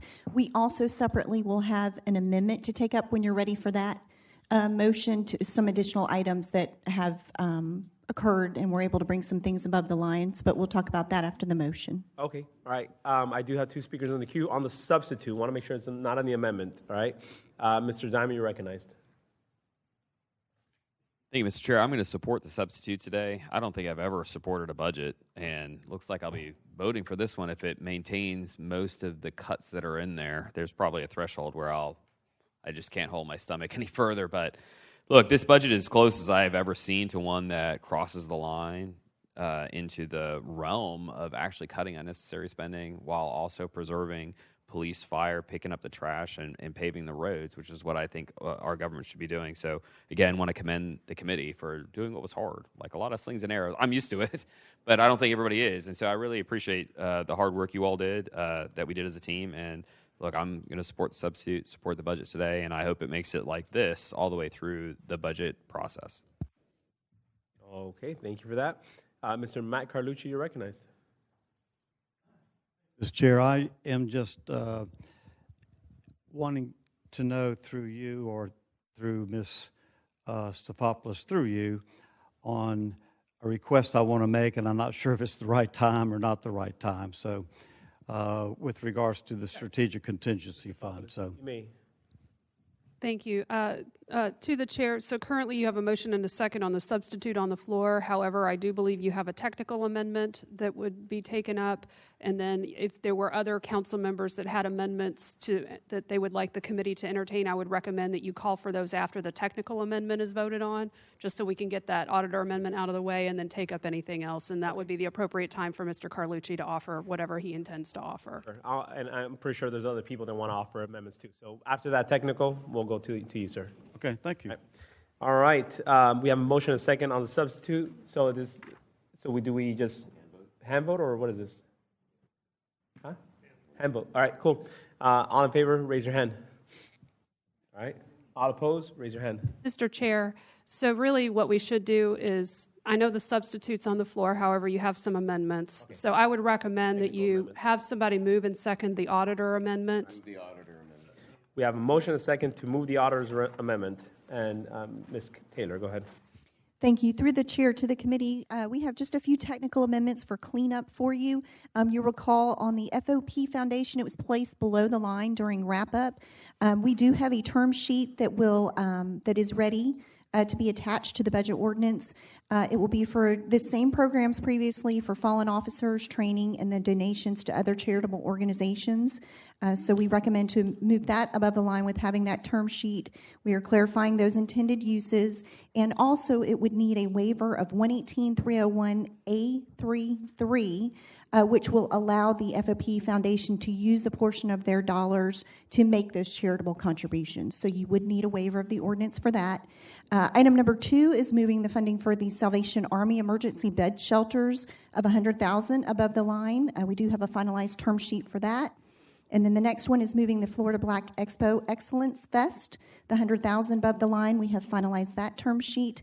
And then the last one is removing $1.4 million of proposed funding for the Bayston Road Bicycle Boulevard project. This was a project that was canceled by Councilmember Gay during the CIP process, and we just need to clean up and get rid of all of those dollars that will go back into those mobility funds. And those are all the technical amendments that we have. Okay. I have a question on the Salvation Army. Is this the same $250,000, or is this separate than the $250,000? Because we did approve $250,000, if I'm not mistaken, right? Through the chair, there were 2 different programs within that Salvation Army. This portion is just for the emergency beds, not the, I believe it was a jobs program that was a separate amount of $150,000. $250,000. Through the chair, a total of $250,000, yes, sir, but it was broken out into 2 different programs. This piece is for the emergency bed shelters that we're ready to move on. And the other 150 is just sitting below the line right now? Yes, sir, that's correct. Okay, all right, perfect. All right, on the amendment, I do have Ms. Pittman. Is he on the amendment, or do you want to add something else to it? No, I need to add. Ms. Stefopoulos? All right, go ahead. To the chair, to Ms. Mary, I just want to, I see where it says the federal public service grant. I just want to make sure that doesn't impact. Through the chair to Councilmember Pittman, so I'm not sure what you're referencing, the federal public service grants. Yeah, that's number 11. That's in the title of the bill, but the amendment that's at issue, I don't believe there would be anything that would trigger a conflict for you. Okay, I just wanted to make sure. Thank you. Yes, ma'am. All right. Mr. Matt Carlucci, on the amendment, or did you want to add something? I want to add something if it's one, in the right order. The next one, not yet. Okay. Not yet. Yeah. All right, so we are going to now vote on this technical amendment, and then once we vote, we're going to be able to open up the floor to council members. All right, cool. All right, so all in favor of the technical amendment indicate by saying aye. Aye. All opposed say nay. Technical amendment passes. All right. So through the chair to the committee, so what we'll do is if there's any other amendments that are taken up and if they ultimately are taken up, approved by the committee, what we'll ask is at the end, I'll get clarification from the chair and the committee that we can roll those into the substitute, and then you'll take a final vote, you'll make a final motion on the substitute using the language on your agenda, such as you did with the millage rates, and then that would entail the full substitute plus any amendments that are added today through the committee's actions. All right, so I'm going to open the floor now. I will open it up to Councilmember Salem. You're recognized. Just a point of clarification, Chair, if I can. We can take amendments to the budget today as well as Tuesday night, final budget night. And these amendments are basically the same thing or viewed the same way. Is that Through the correct? chair to the Councilmember Salem, yes, but there's a slight difference. So if you take up amendments today, it may alleviate the need to take them up at council, because if the amendments are approved today by the Finance Committee and included in your substitute, you're reporting the budget for tentative adoption next Tuesday to the council with those items taken within the substitute. So if anything's added, it would be taken up by the council for tentative approval on Tuesday with those items added. Same if you remove anything. It doesn't mean that if the committee doesn't approve something today that a council member asks for, they can come back and ask for it through a floor amendment at council during the budget hearings. Through the chair, if they add spending through some amendment today, they have to identify a source of funding, do they not? That is correct, Dr. Salem, yes. So Okay. that should be a part of any amendment that you would consider. Thank you. Just want to make sure put us all in the same posture. All right. Great point, Mr. Salem. So just keep in mind, we actually put money into the reserves. We have not touched reserves at all this year, so I hope that stays intact. All right. I'm going to recognize President Carrico. Go ahead, sir. All right, thank you, Mr. Chairman. I had a meeting with our council secretary and our chief information officer, Ms. Eichner, and if you guys recall, we contracted with a group that set up our streaming service. We got out of the dark ages. For a while, you could only go online and you could watch city council meetings and committee meetings online, or you could go on Comcast Channel 99. Well, most of us know that we cut the cord. A lot of families don't subscribe to Comcast, and almost everyone uses streaming services, smart TVs, devices like that. So we contracted with a group that, in a sense, has put Channel 99, if you will, I forgot what we call it, but it's now available on all these platforms. But we neglected to actually put enough money to program, so you can still go on and watch live stream, but anyone who has, or uses platforms, streaming platforms, you want to find content there. So I had a meeting with a group that did the work for us and had really a brainstorming session on what we could do to fill the content. So the thought process is if we could program it and do some district videos, every council member could do districts or film their town halls or put District 3 video, and go to the places that are important to you in your district and really start to program, build it out so we have something we can really be proud of other than just streaming these meetings, because that's really not going to captivate the general public, right? We have a small percentage of people that tune in and watch what we do. So all that being said, we need some money to do that. So I hate to come back here after all the good work of the council, but I'm going to ask for an additional $90,000 to go into the city council budget. The request would be that come from the dollars that we, close your ears, Vice President Howland, that we earmarked in that special contingency to put into next year. We took it out of the strategic initiatives. Yes, we took it out of the strategic initiatives, put it in the budget stabilization. So I would ask that we earmark $90,000 to the city council budget for purposes of the streaming platform, so we can continue to build that out, so we can have something that we could be proud of as a council to showcase all the good work that the legislative branch is doing on our streaming platforms. And that is my motion. All right. We have a motion on the floor. Can we get a second for conversation? We have a second now. Before I recognize anybody else, I just want to confirm this has nothing to do with the city of Jacksonville, Mayor Deegan's social media platform. Will we be able to have one? Because right now, as it is, when I have my town halls or any kind of information, I have to go on my own dollars to pay for these kind of services to do electronic mailing and all that kind of stuff, and I need support. Is this going to be able to support what I need in my district as well, too? Through the chair, to the chair, I think I understand your question. So this is totally separate. It's controlled by the city council, and Teresa is the main contact, who is our, I believe, the CIO, Chief Information Officer. So she would contract with the same group who built the platform to continue to program the platform and use those dollars to go out and create content that we could put on there. We could either live stream it or keep it there and archive it. It is not related to the city of Jacksonville's platform, which I wasn't going to take it there, but if you do go on the city's website and look at that platform, it's basically all Donna all the time. As we continue to go into campaign season in 2027, you'll see that that will be probably used to just promote the mayor and her activities. And take my word for it, or just go online and look at it. It's the Donna Deegan station. So this gives us an opportunity to showcase what the legislative body is doing and what we're doing for our constituents. So thanks for bringing that up. But I wasn't going to take it there, but Well, thank you for that. I did. All right. It's definitely something I would like to support. All right. Mr. Howland, you're recognized. Thank you, Mr. Chair. I'll support this for you, Mr. President. But here, I want everyone to think about, as they're doing last-minute changes, trying to make amendments, even as we go on for the year, as we're pulling things out, don't always just look at the reserves because it's an easy pile of money. Those reserves exist to support the city when times are tough, both the emergency and the operating reserves. There is plenty of bloat. There's plenty of fat in this budget. It's not lean at all. I mentioned before a figure of $134 million in nonprofit spend. That is a big, big cushion before we even touch public safety, infrastructure, or vital city services. So think about other places you can pull in the future when you need to pull. You could pull from IT department. You could pull from planning. You could pull from public works. You could pull from some of these new pilot projects because you think that your project might be a little bit better than those other projects. This doesn't always have to be the reserves, but I'll support this one. Thanks. All right. Before I bring it up to Lanen, you mentioned a great point, pulling from different departments.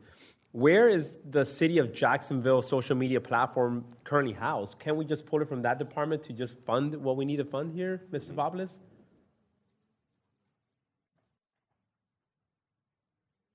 To the chair, I don't, the social media platform funding, I don't know where that is housed. I will say that this is building upon an existing contract that the city council staff administers with Wander Media.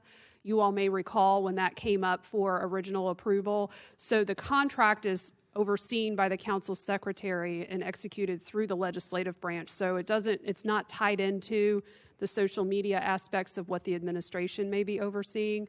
So, all right, my question then, why was it not supported this year again then, if that's the case? Why was it not budgeted? Because I did not see that in the budget at all. I believe the intent is to expand upon the initial scope of what was placed into the contract with Wander Media. So they were going to build out the Channel 99, but that didn't include programming. I think there was an intention initially, at least, to see if council staff could address programming.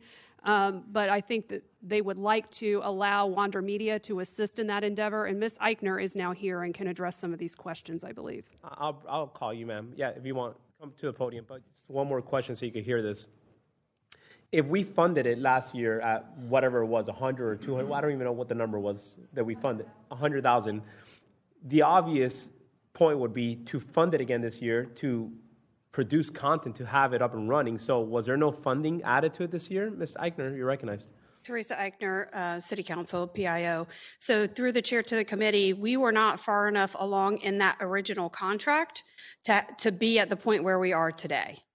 So we were about the last maybe 5 weeks were we having the discussion about content and having the channels set up properly enough where we were having that discussion.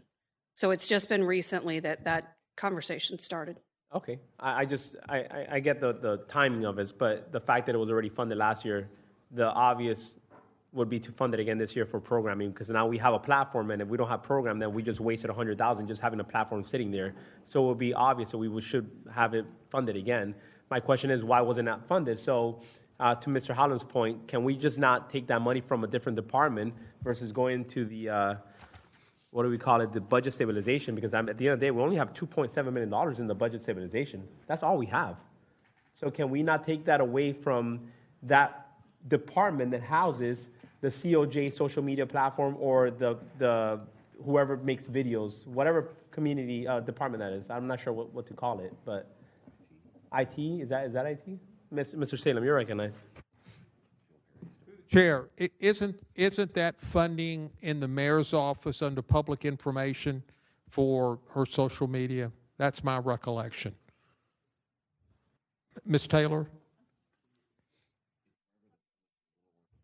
My question was, and maybe Ms. Norris can help, or maybe she doesn't want to help, but isn't the mayor's social media expense within public information within the mayor's office? And through the chair, we'll have to confirm whether it's within IT or within their public affairs area. Okay. Through the chair to Ms. Norris, are you willing to help, or would you rather stay silent? I'm willing to offer a comment through the chair to the council member. I believe that the City of Jacksonville social media is helped manage through the public affairs group department. I don't know what to call them. Within the mayor's office? I believe so. I would suggest we find that line item and take the 90 out of that, Mr. Chair, if the president is okay with that. If that meets your goal. Okay with that, we just need an amendment to that then. All right, we have an amendment and a second on that. All right, so now we have the funding source. I'm going to open to the body now. Mr. Diamond, you're recognized on this amendment, to the amendment? Yeah, I support the amendment to the amendment fully, but we have a bigger problem, and it's related to this amendment, which is, look, if you look at President Trump, he tweets from his own personal account and from the White House account. If you look at Governor DeSantis, he tweets from a personal account and from the governor account, right? That's how they get their message out. City of Jacksonville, where the mayor is using City of Jacksonville exclusively, right? She has all of it. That's not how this is supposed to work. I'm fully in favor of the mayor having a budget for Mayor Donna Deegan to get information out. But for the city of Jacksonville, for it to be exclusively controlled by the mayor's office and to ignore not just us, but all the other branches of government, everybody else. Like, there's a lot of people who make up the city of Jacksonville. We brought this up during the budget. So that needs to be rectified. I think it can be rectified, collegially with just equal access. And that's how it should be done. But we can do it through legislation also. That just seems so unnecessary in a city that's like ours, where people should be able to get along and say, look, there needs to be posts from the Jacksonville City Council that says this is what we're doing on your behalf. And in particular, it's inappropriate when the City of Jacksonville account is used for obviously partisan/policy purposes. When you have a government account, its purpose is for public information. It is to say there's a hurricane coming, here's where you go. There is a book fair happening, here's where you go. It is not for, I want to protect your community, vote for me, oppose these taxes, come to my thing because I want to tell you why I'm right and the city council's wrong. Like, nobody else does that. And we can fix it. I hope that the administration just does it collegially. If they don't, I'm happy to sponsor that legislation. All right, thank you. Ms. Taylor, you're recognized.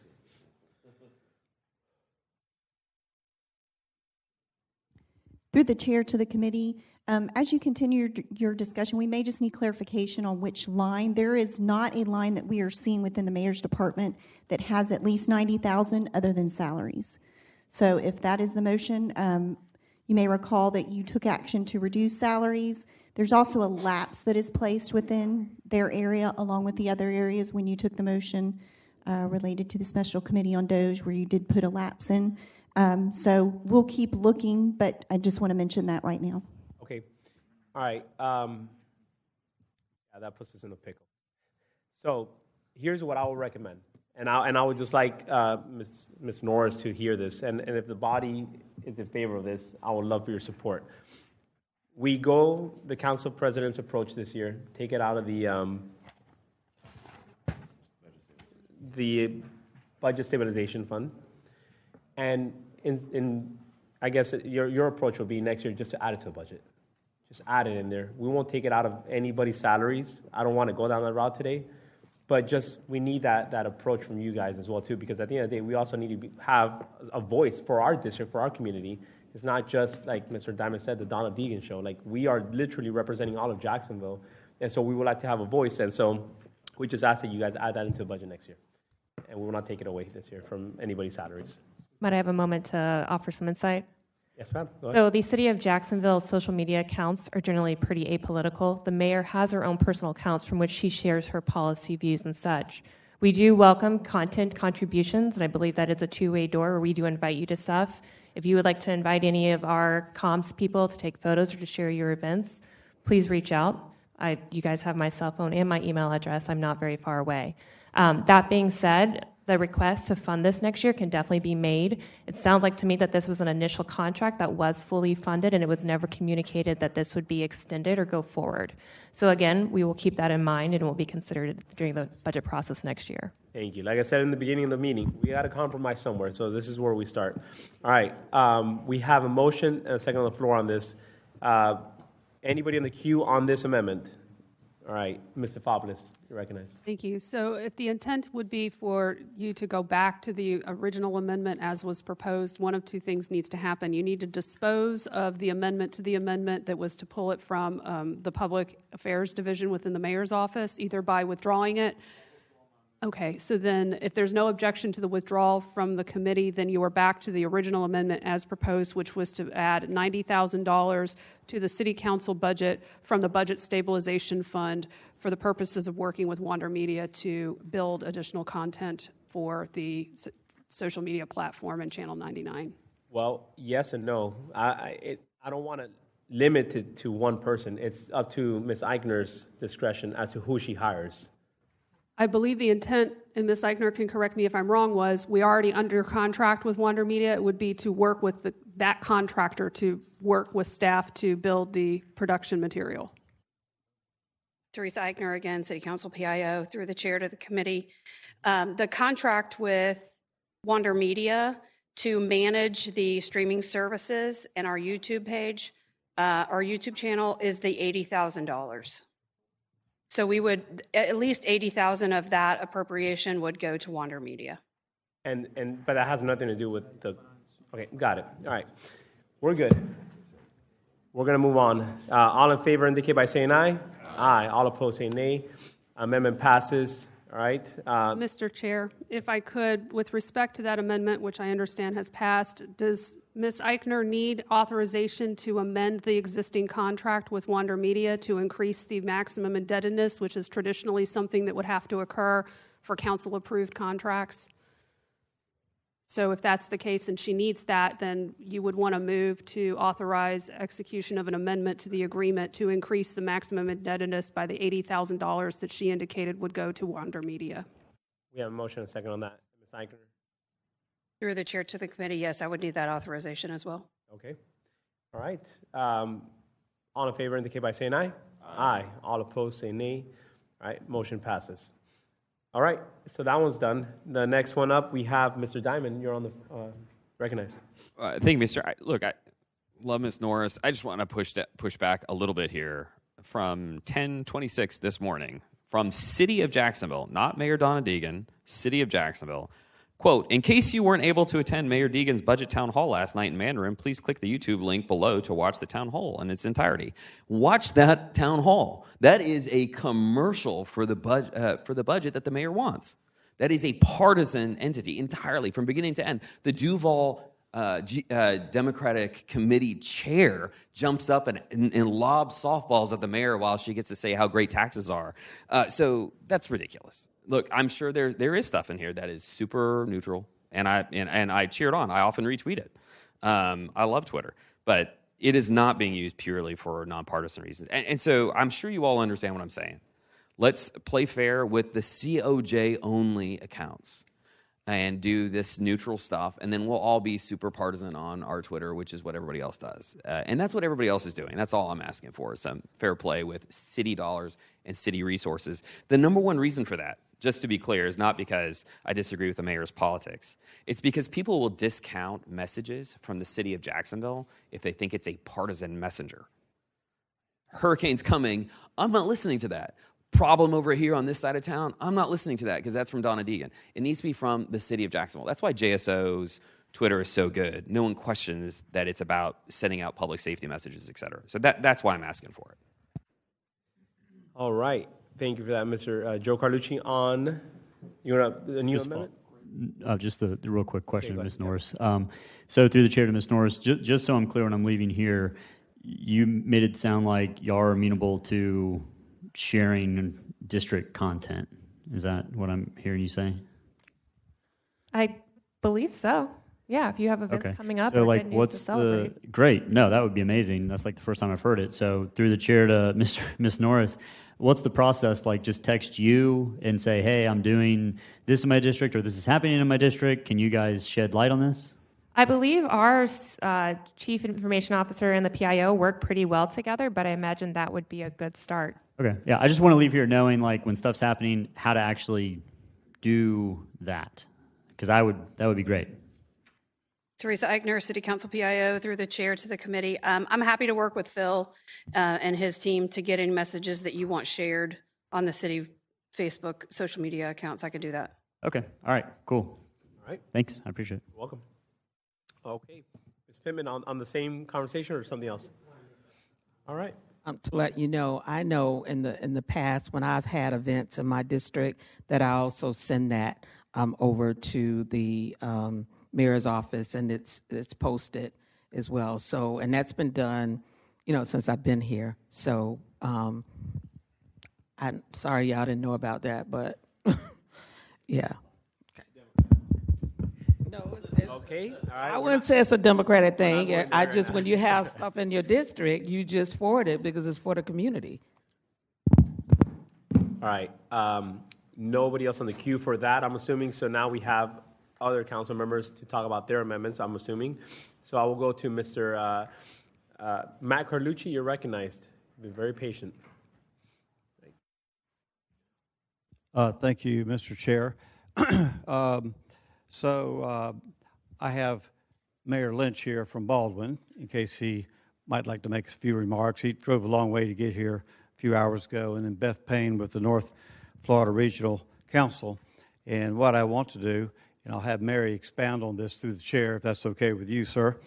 I want to restore $390,673 back to the North Florida Regional Council so that they may do the studies that they have done for us before, such as on the jail, such as on critical quality of life, such as on resilience that they did for us.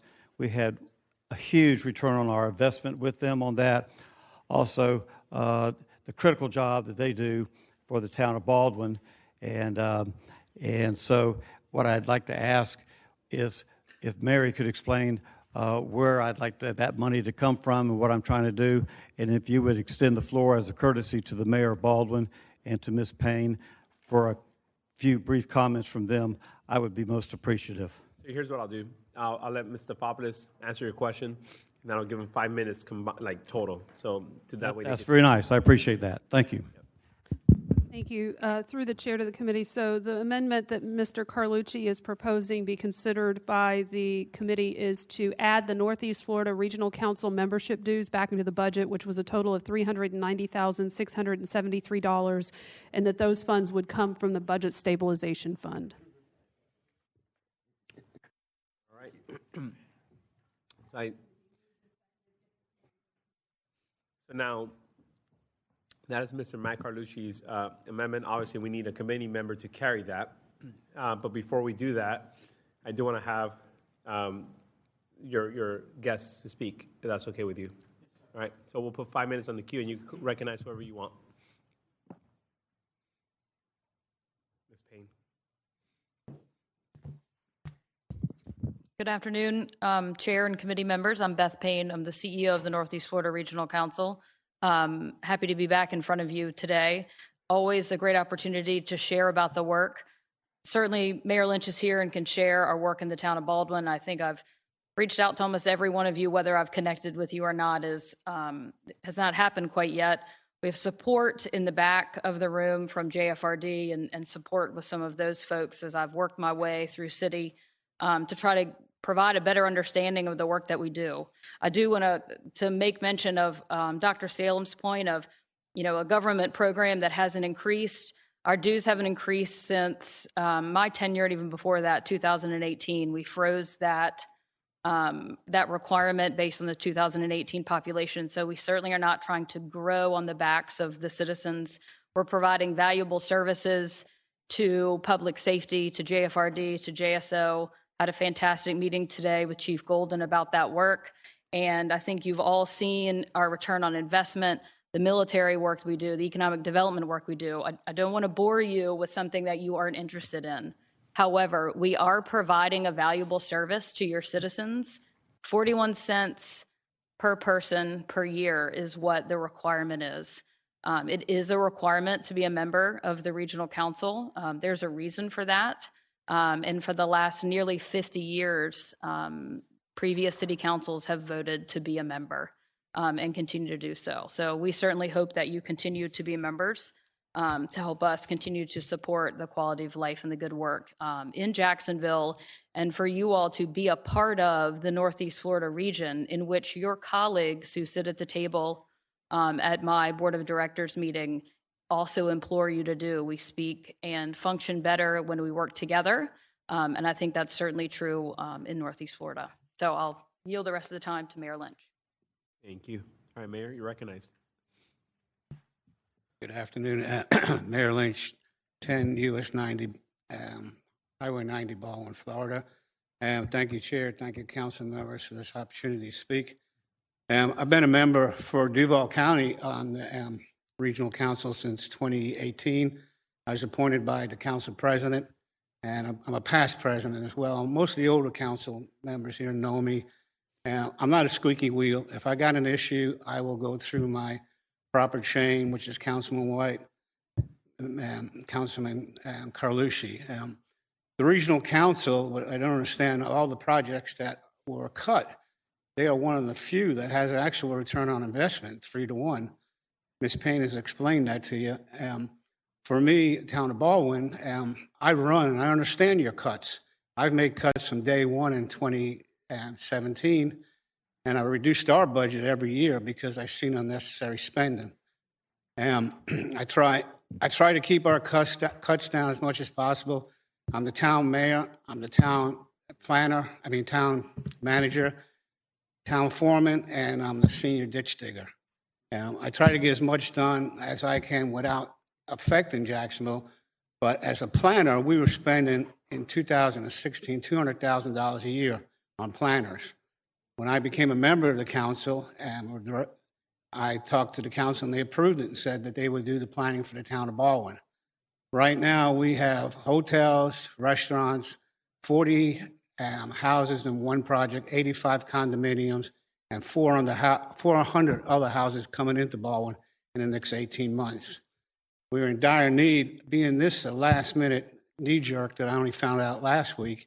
I'm going to have to adjust my budget now this week so I can move the funds from taking it from our seniors and roads and sidewalks, school projects and other projects that I have to fund.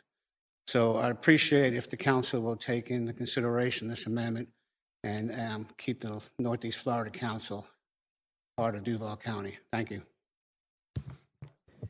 Okay, thank you.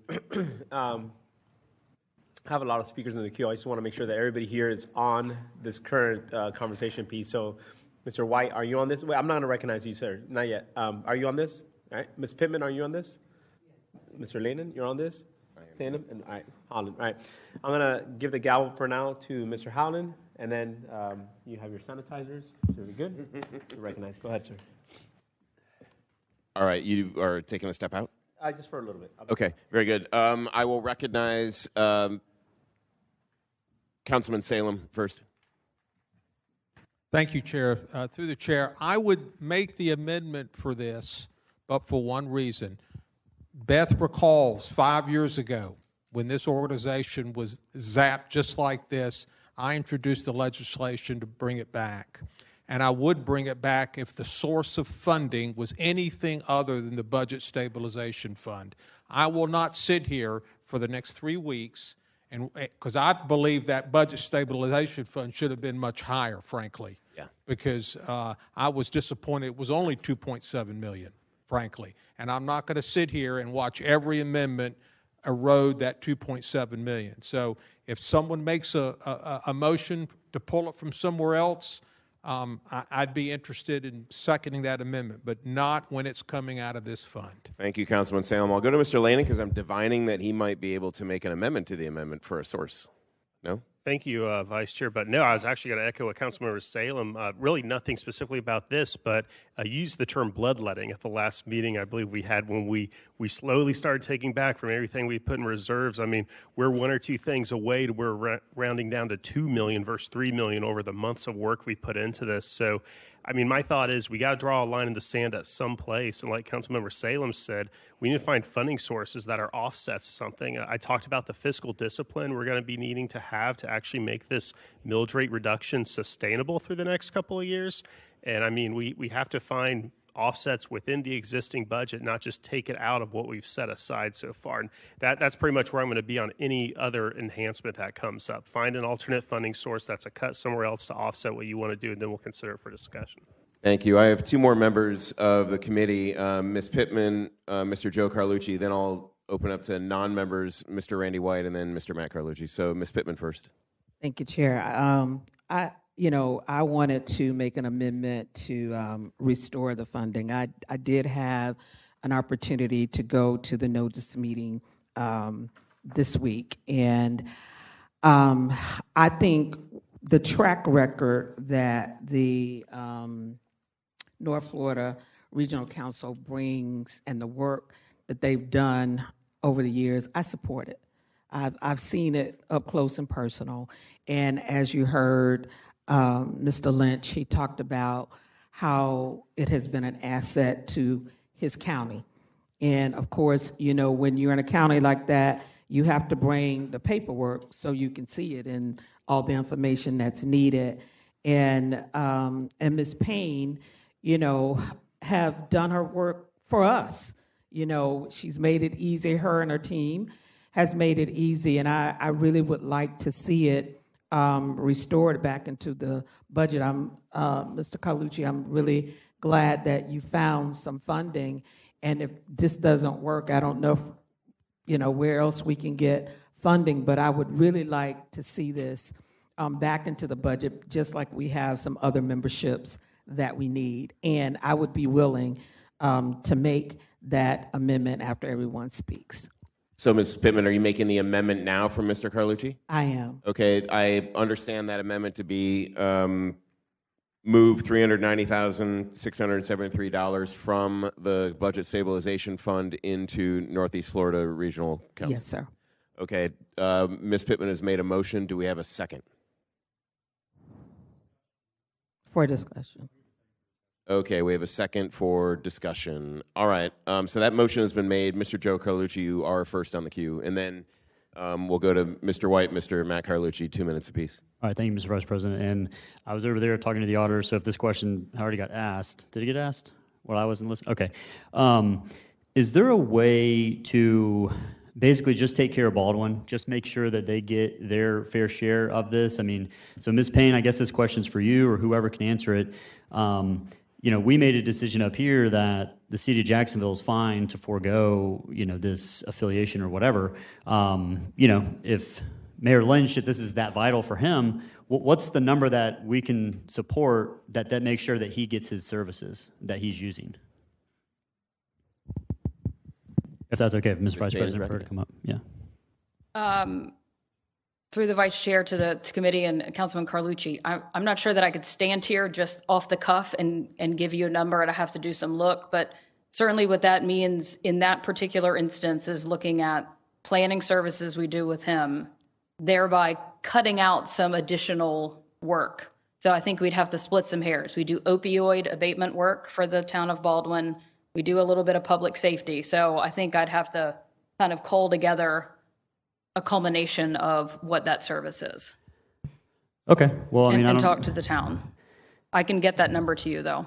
I'd feel more comfortable with that number versus the 390. Just me personally, I mean, I just don't see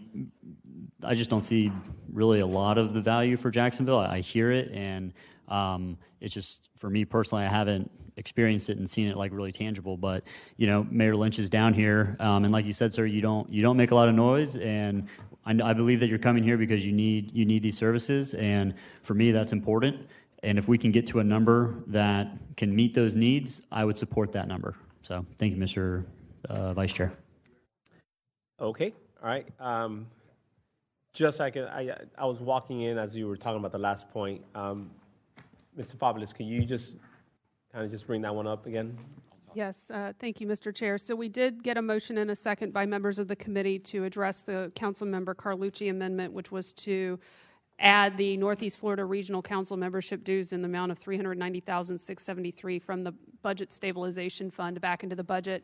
Councilmember Joe Carlucci had asked the question about whether or not there could be a number assigned to the services that are provided to the town of Baldwin, and had indicated as you were reentering the chamber that he would be more comfortable supporting an amendment that would entail providing that amount of funding versus the entirety of the $390,673. And of course, Mr. Carlucci, if I misrepresented anything, please jump in. And Mr. Carlucci, I don't know if you said this or not, but what is that number? Did they tell you what that number was? Yeah, Mr. Chair, Ms. Payne is gonna, and Mr. Mayor Lynch is, hopefully they're gonna be working on that. I mean, I don't know if y'all can have that quickly or not, but I think it would probably bode well if you had that number somewhat close. Okay. Last time I checked, we as the city of Jacksonville pay a fee, a membership fee. Ms. Payne, you could come up, please, if you don't mind. And I know that all different cities throughout the state of Florida that are part of the regional council, because there's different regional councils throughout all Florida, they pay a membership fee based on the population size, right? Not all, no. We don't have a uniform standard across the state. Oh, okay. Even good to know then. All right. Our standard here is based on population size, Correct. the one that you oversee. Correct. All right. How much is the town of Baldwin paying? Municipalities are not required to pay. Oh, they're It's not. counties pay. So there is no city in Northeast Florida that pays its own. I see. So town of Baldwin, it's based off of the county, not the municipalities, not Correct. based on the cities, technically. Correct. Okay. That clarifies things. All right. So that number that Mr. Joe Carlucci asked for, what do you have a rough idea of what that would look like? I just am nervous that I'm going to short sight something if I spout out a number. I mean, Mayor Lynch, I don't know if you have a... Yes, you're recognized. Come on. To the chair, right now it's hard to, 2006, we were paying $200,000 a year to planners. And that's why I cut them out. But with all the planning that's coming up, with all the new housing and everything going west, it's going to be in somewhere in that $200,000 range. I don't know exactly right now. But you're asking about us as Baldwin, we're part of Duval County. I was appointed as a director for Duval County to the League of Cities, the regional council. Our annual tax, I get $144,000 from Duval County for our taxes. And I don't rely on that per se for my roads, for my senior citizens that we take care of and feed them 3 times a week. And we do all that through donations and charity from other people in the town. For us, for this planning, I took advantage of it because the regional council was there without making noise to go out after this. But with a tax base of only $144,000, I think this year might go up to $180,000. It's very difficult. We rely on water and sewer to pay most of our bills. All right. Thank you, sir. Thanks. All right. I may have some other questions. I just want to hear the rest of the conversation, how it goes. All right. Mr. White, you're recognized on this one, right? Yep. Yes, sir. Thank you. Through the chair, I'll be brief. I just want to confirm what the mayor is saying. I know he was in a bad way in 2016, and the Northeast Florida does all their planning. I also had looked at the 5 pages of the things they did for JFRD the last year. And what I tried to approach, that I was going to pull $150,000 out of my CBA and pay for what I thought JFRD was getting in the town of Baldwin. But the attorney said I couldn't do that because it's for a membership. And if there's some way around that, I still don't mind doing that, but I don't think there is because it's a membership. And like I say, Baldwin is a country town, 1,400 people. They're not as flush as the beaches that Mr. Diamond's at. They don't have much money. And this will cripple Baldwin. And I think somebody from JFRD, if they want to speak at all the things that they have done for them and continue to do with training, I would like to see some money at least covers Baldwin and JFRD, what that number is, and if there's a way they can figure out the CBA. And I'm sure a few other council members would take a little bit, but I was going to offer up 150 if we can get there. But you have to talk to Mary. There's still no getting there on that because of this membership dues. But Baldwin does need it, and I believe JFRD needs it. Thank you. All right. Thank you, sir. Mr. Mike Carlucci, you're recognized. Thank you, Mr. Chairman. I don't think we should be splitting this up. I think we either be a member like we have for the last 50 years or we don't. And so my question through the chair to our council auditor, what other funding source might they be? I know we have an amendment on the floor, but what other funding source might there be? One of the other reserves, the operating reserve, which is well overfunded. Through the chair to Councilmember Carlucci, there are infinite places from any of the items that were funded throughout the budget. They can be taken, they can be cut. So anything that was funded basically in the budget could be cut and pulled from. Well, there's also always operating reserves. That does trigger a 2/3 vote if you go to that point. But any of those actions taken throughout or anything funded throughout the budget could be cut from. I don't have a specific, more generic portion than the budget stabilization designated contingency. Mr. Chair, I purposely went to this strategic fund because I don't want to get into trying to take money from another project to fund this one. I don't want to be pitting one against the other, trade-offs and all that. I would perhaps like to test the committee's appetite on if we can't use the strategic contingency fund, perhaps the operating reserve. I've already spoken with the council auditors about our reserves and where we are with that and how strong we are with that. And we're in comfortable position in that regard. They are for emergencies, and perhaps not to Jacksonville right now, but to the am I out of time? I'm sorry. To the JFRD, JSO, to the town of Baldwin, and maybe even to us at some point in the next 6 or 7 months, we might need their services, and it might be considered an emergency. But I appreciate Councilman Carlucci's effort to try to find a lower amount to try to get us there with the town of Baldwin. But I just think we need to be a member. We have for 50 years. We are the flagship city of Northeast Florida, and we should be carrying the banner for this. And I think we just need to get it done, sir. That's what I think.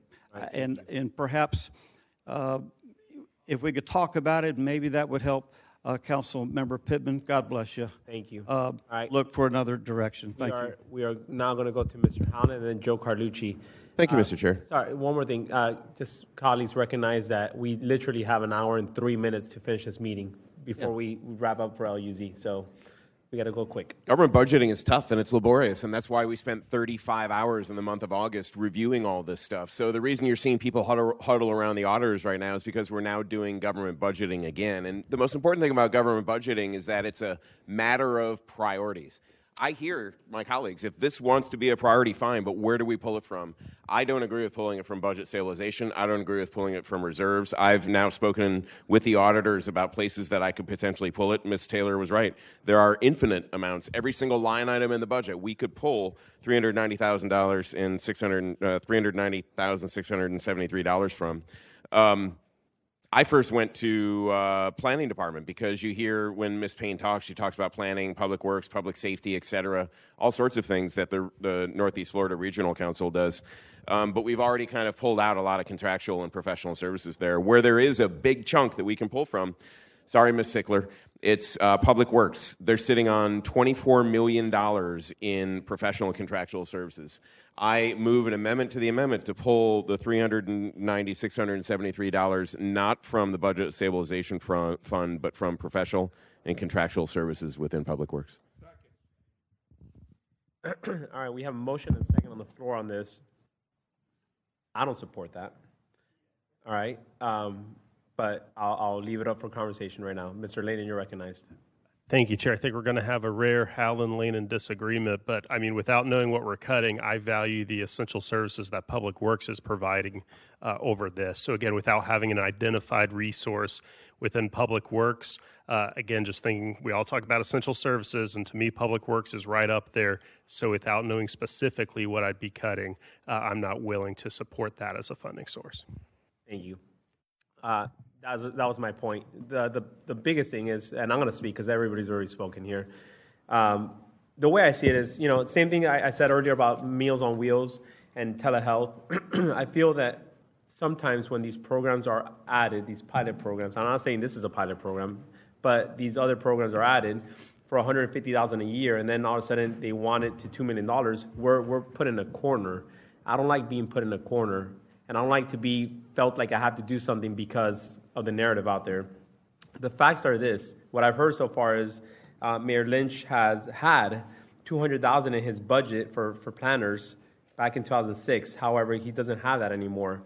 So now we are having to make these budget adjustments because they didn't want to have that in their budget, if that's what I understood. When it comes to Northeast Florida Regional Council, I've been here for going on 3 years. I've never used them at all, not once. I know that Mr. Boylan and Mr. Sano, I think, have used them in the past, and Mr. Carlucci. and they've turned out great. But I don't see the need to continue to fund and the reason why, Mr. Holland, I didn't support you, it's not because of your intent was, because I think the intent was brilliant. The thing is that I still, in essence, don't support this funding for this group right now because we haven't used them per se, at least us 19 council members. If we ever want to use them, I think I would like to go on a pay-by-usage basis, where if we use you, we'll pay you. Otherwise, we just won't pay you guys. Otherwise, we're paying $390,000 for something that I don't think any of us used last year. I don't think any of us 19 council members used them last year. Yet we're having to pay $390,000 now because the town of Baldwin decided to remove their $200,000 in planners in 2006. So now we're having to fund that because they don't want to have it in their budget, but we have to now have it in our budget to offset their costs. I don't think that the city of Jacksonville, the taxpayers of Jacksonville, have to pay for the town of Baldwin's planners.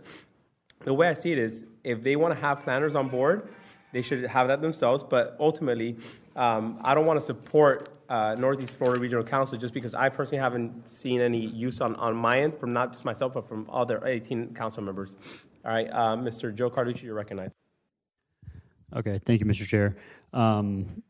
Real quick, through the chair to Ms. Stefopoulos, can I make an amendment to the amendment or no? Are we like two? We're already two in? Through the chair to Councilmember Carlucci, no, you can only have one amendment to the amendment pending at any time. Okay, no. Through the chair, really quick, Ms. Sickler, do you mind coming up here just for a quick moment? Because I know we identified the funding source in your department.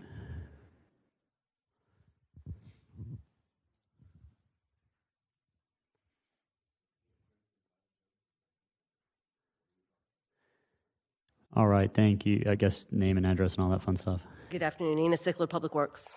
Okay, so through the chair to Ms. Sickler, let's say it wasn't $390,000. Let's just say it was $200,000. Would you be comfortable with that, like losing that amount of funding for this, kind of where we're at right now? Maybe not as an ongoing, reoccurring, basis or whatever.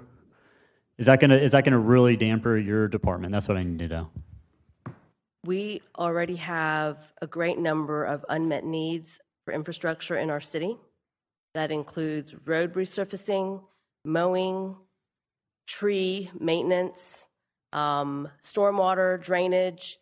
So taking any amount of money will reduce, $300-something thousand is one road that doesn't get repaved, or it's, a neighborhood sidewalk that doesn't get built. So all of those items are essential. I think they touch your constituents very readily every day.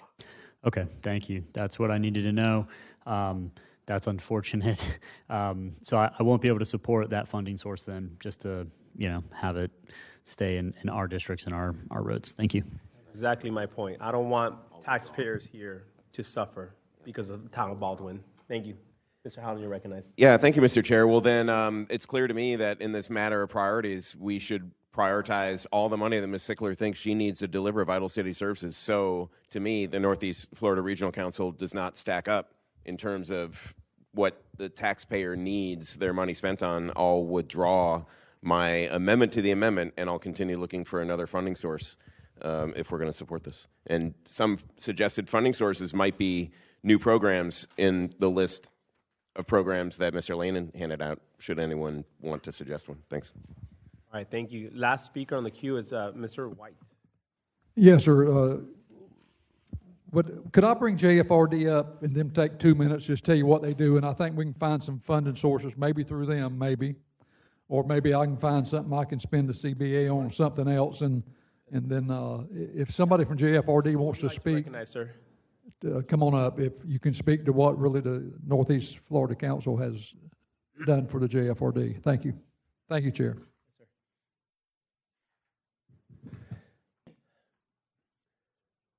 Hello. My name is Chief Rod Zariak. I'm a Jacksonville resident, live at 14750 Beach Boulevard, Jacksonville, 32250. I can attest from the guys in the field as far as JFRD that we use them all the time. They not only provide us with a lot of training that we cannot get funded for on our own, we get equipment through them, and they do a lot of things in the background that you guys up there don't see every day. There's a lot of research that gets put into where a lot of our hazardous materials. I deal with the hazardous materials for the city of Jacksonville on the hazmat team, and they do a ton of work on where all of our tier 2 facilities are, what's there, so that if we respond to places, we have an idea of what we're coming into before we ever get there, which knowledge is the biggest thing we can have to keep our people safe, to keep your firefighters safe, the knowledge of what we're coming into, rather than walking into a fire and all of a sudden you find out there's a bunch of ammonia in there. Things like that, and the knowledge is really what they provide us and the work in the background. So I know y'all kind of don't see what they do every day. We do in the field. We see it quite a bit.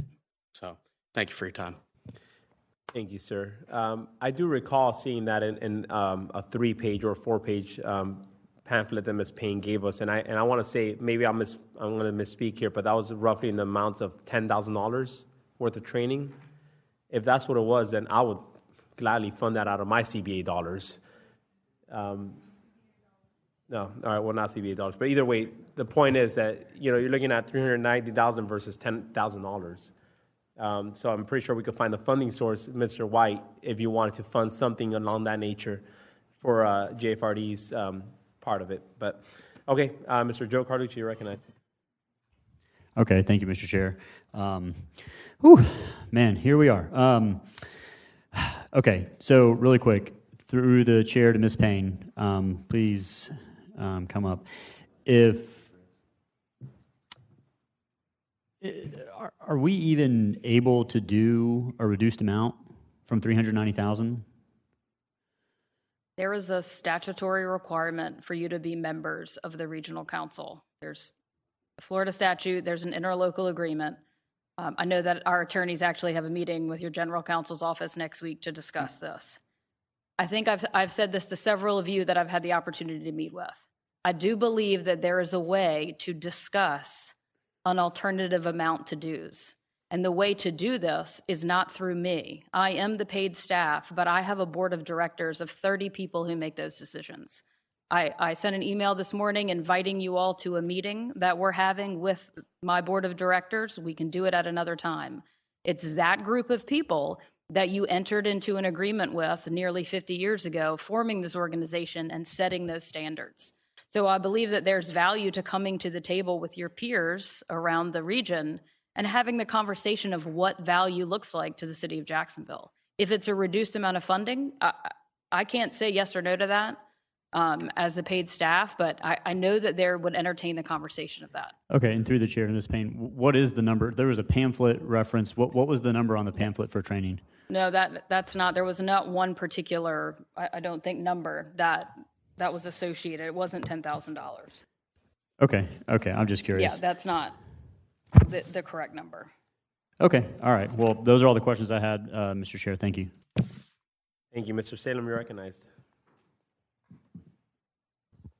Thank you, Chair. An amendment's in order because he withdrew his amendment, correct? Okay. I have a suggestion. I have said repeatedly that the work of telehealth is good.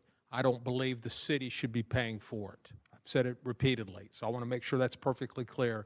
I would take the $390 whatever out of the telehealth allotment. That's my motion. All right, we have a motion and second on the floor to take the $390 from the telehealth allotment. All right. Okay. So I need, this is up for discussion, so I want to see anybody in the queue if they want to get on. This is your time. Mr. President Carrico, you're recognized, and then Mr. Joe Carlucci. Thank you, Mr. Chair. I'd like to hear from the administration on that. If you believe that the Northeast Florida Regional Council is worth saving over, $390,000 to telehealth. Through the chair to the council president, I think the administration's position on this is that you're being confronted with the rampant need of the city. And as the county government, you should be taking care of the town of Baldwin. It is something that you should do as they are a municipality within your county border. Again, I think the administration's position is that there could be $14 million that could help fund these programs. So We advocate for what we presented initially at the beginning of this budget process. This is not a situation that we have created, so I look forward to your conversation. I'm sorry, Ms. Norris, what 14 million are you alluding to right now? Because I have no idea what 14 million you're talking about. I believe it's coming from or being lost with the millage reduction that was voted on today. Oh, the 13. All right. Sorry, I heard 14. That's why. But all right. Okay. Mr. Lanin, you're recognized. Sorry, Mr. Carlucci, you're recognized, and then Lanin. Okay. All right. Thank you, Mr. Chair. Yeah, we really got to get this plane landed only because there's plenty of other stuff to do. Look, this is where I'm at. I'm not going to support taking it from telehealth. We worked real hard on getting telehealth back in, and we got them back in at a reduced number. I'm not comfortable making Northeast Florida Regional Council a bigger priority than reducing there, so I'm not going to support that. At this point in the juncture of the road, I will begrudgingly kind of support funding it because of Mayor Lynch and our JFRD, people that just came down here and spoke, with the expectation that we need to get this number figured out going forward, and it just doesn't seem like we're going to get any dialed in place today. If their attorneys are meeting with our attorneys, they're trying to figure out a number. I just don't see how we land the plane with supporting. My goals are supporting Mayor Lynch. JFRD just came down here. I've got to do more research on my end. As I'm sitting here today, I'll support it going back in with the expectation that there's going to be room to make additional amendments if necessary on final council night. But for now, I just don't like doing this on the floor without a ton of information. So that's all I have, Mr. Chair. Thank you, Ms. Taylor or Ms. Stefopoulos. I have a question. When was the last time? Have we always funded Northeast Florida Regional Council? Has there? Because I mean, clearly you guys are going to have, the attorneys are going to have conversations with their attorneys, but you heard that we've been a partner for 30 plus years. Has there ever been a year or 2 years that we haven't been a part of the membership? And if so, what was so different then than now? To the chair. So to my knowledge, there's never been an instance where we were not members because the statute requires that we be members of the council. That being said, with respect to funding the membership dues, Dr. Salem alluded to this earlier. There was in 2019 an action taken through the budget to remove the membership dues from the budget.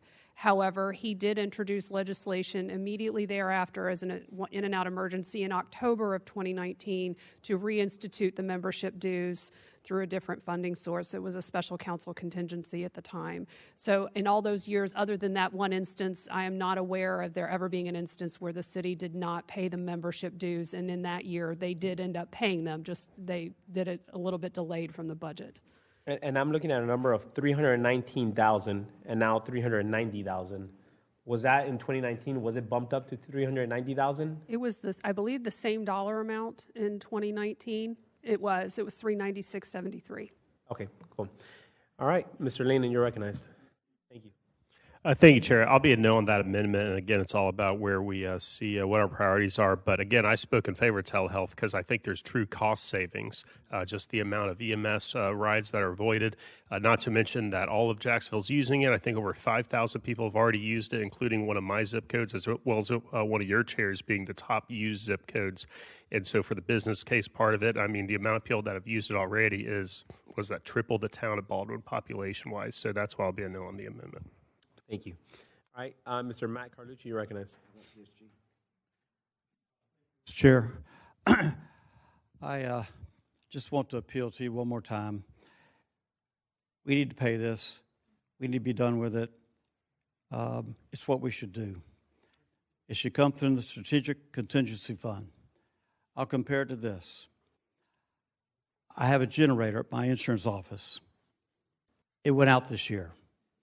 I don't use it that much, but boy, when I do, I got to have it because I'm in the insurance business. It cost me $25,000 to do the repairs, but if it's worth having, it's worth taking care of.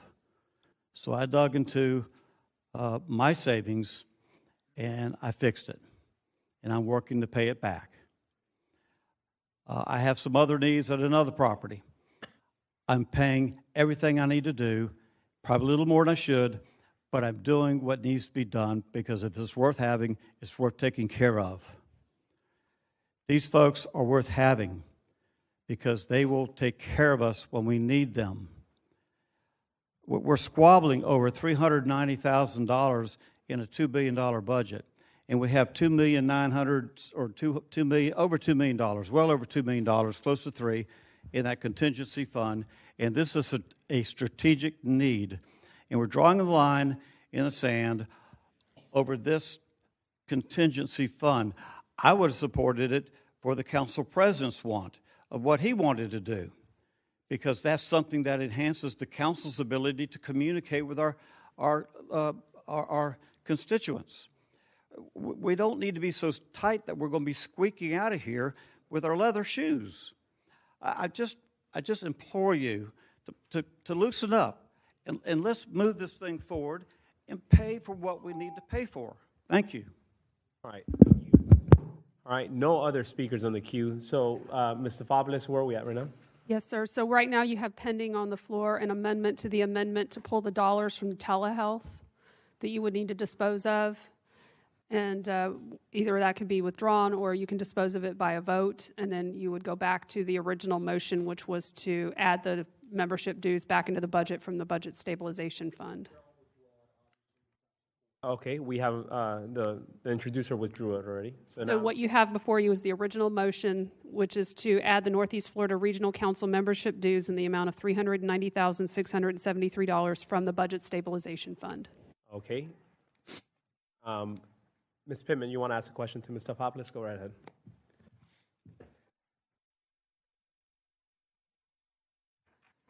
Is there any way that maybe we can vote on it today and maybe look for two funding sources in the budget somewhere? Maybe we can get one from one department and something from something else. I really don't want to not put it in the budget at all. I'm just asking a question. Is that possible? Ms. Stefopoulos, we also have an opportunity next week, right? So we have from today to next week to figure that out. We don't have to vote on it today. You could bring it up next week. You have a week to find out that funding source if you want. Okay. I just want to make sure, because I know you say that night of, you really don't want to be doing, I agree. I just don't want to commit to something and then we don't find the funding source and we've already committed to it. So until we find the funding source, I personally wouldn't want to put it on the budget. I think you guys have work to do, and I think you could find it 100%. $390,000 could be found in the budget. So I think, Ms. Stefopoulos, would that be something that we would advise, Ms. Pittman? Through the chair to Councilmember Pittman. So you can vote on it today and add it to the budget. You can vote no and have it not go into the budget. And then, yes, it can be proposed as a floor amendment to the budget. Legally, yes, the council members can make amendments during the tentative budget hearing, which is next Tuesday on September 9th. Traditionally, the presidents have requested that we hold floor amendments to the last budget hearing on the 23rd. I believe Council President Carrico intends to stick with that process for this year. But yes, you would have other opportunities to address this through other funding sources, through either the budget hearings. If you did vote to add it back into the budget today and there was a different funding source identified, a floor amendment could be offered to just change the funding source as well. So you have those opportunities as the budget hearings are taken up by City Council. Mr. Stefopoulos, but what if we don't find a funding source? Then we will have to say we're going to remove it from the budget. We've already done that. I don't want to have to go through that again. Correct. So if you add it back in today and you don't identify a different funding source, then the only way it comes out is if a floor amendment is offered to take it back out of the budget. If you don't add it in today, then yes, floor amendments can be offered for the same funding source or additional or different funding sources through either of the budget hearings. Ms. Pittman, does that answer your question? Can we just table it? I really don't want it to take it out because there's a strong possibility there's going to be a whole lot of amendments that night, and I'd rather just table it for now. And conversation till 4:15 p.m. today, or table it to like next week? To next week. Well, there's nothing to table because it's already removed out of the budget. Yeah, it's already out of the budget. Yeah. So the action being considered today, Councilmember Pittman, is to put it back. In. So if you table this, that means it's not in the budget going into next week. Okay.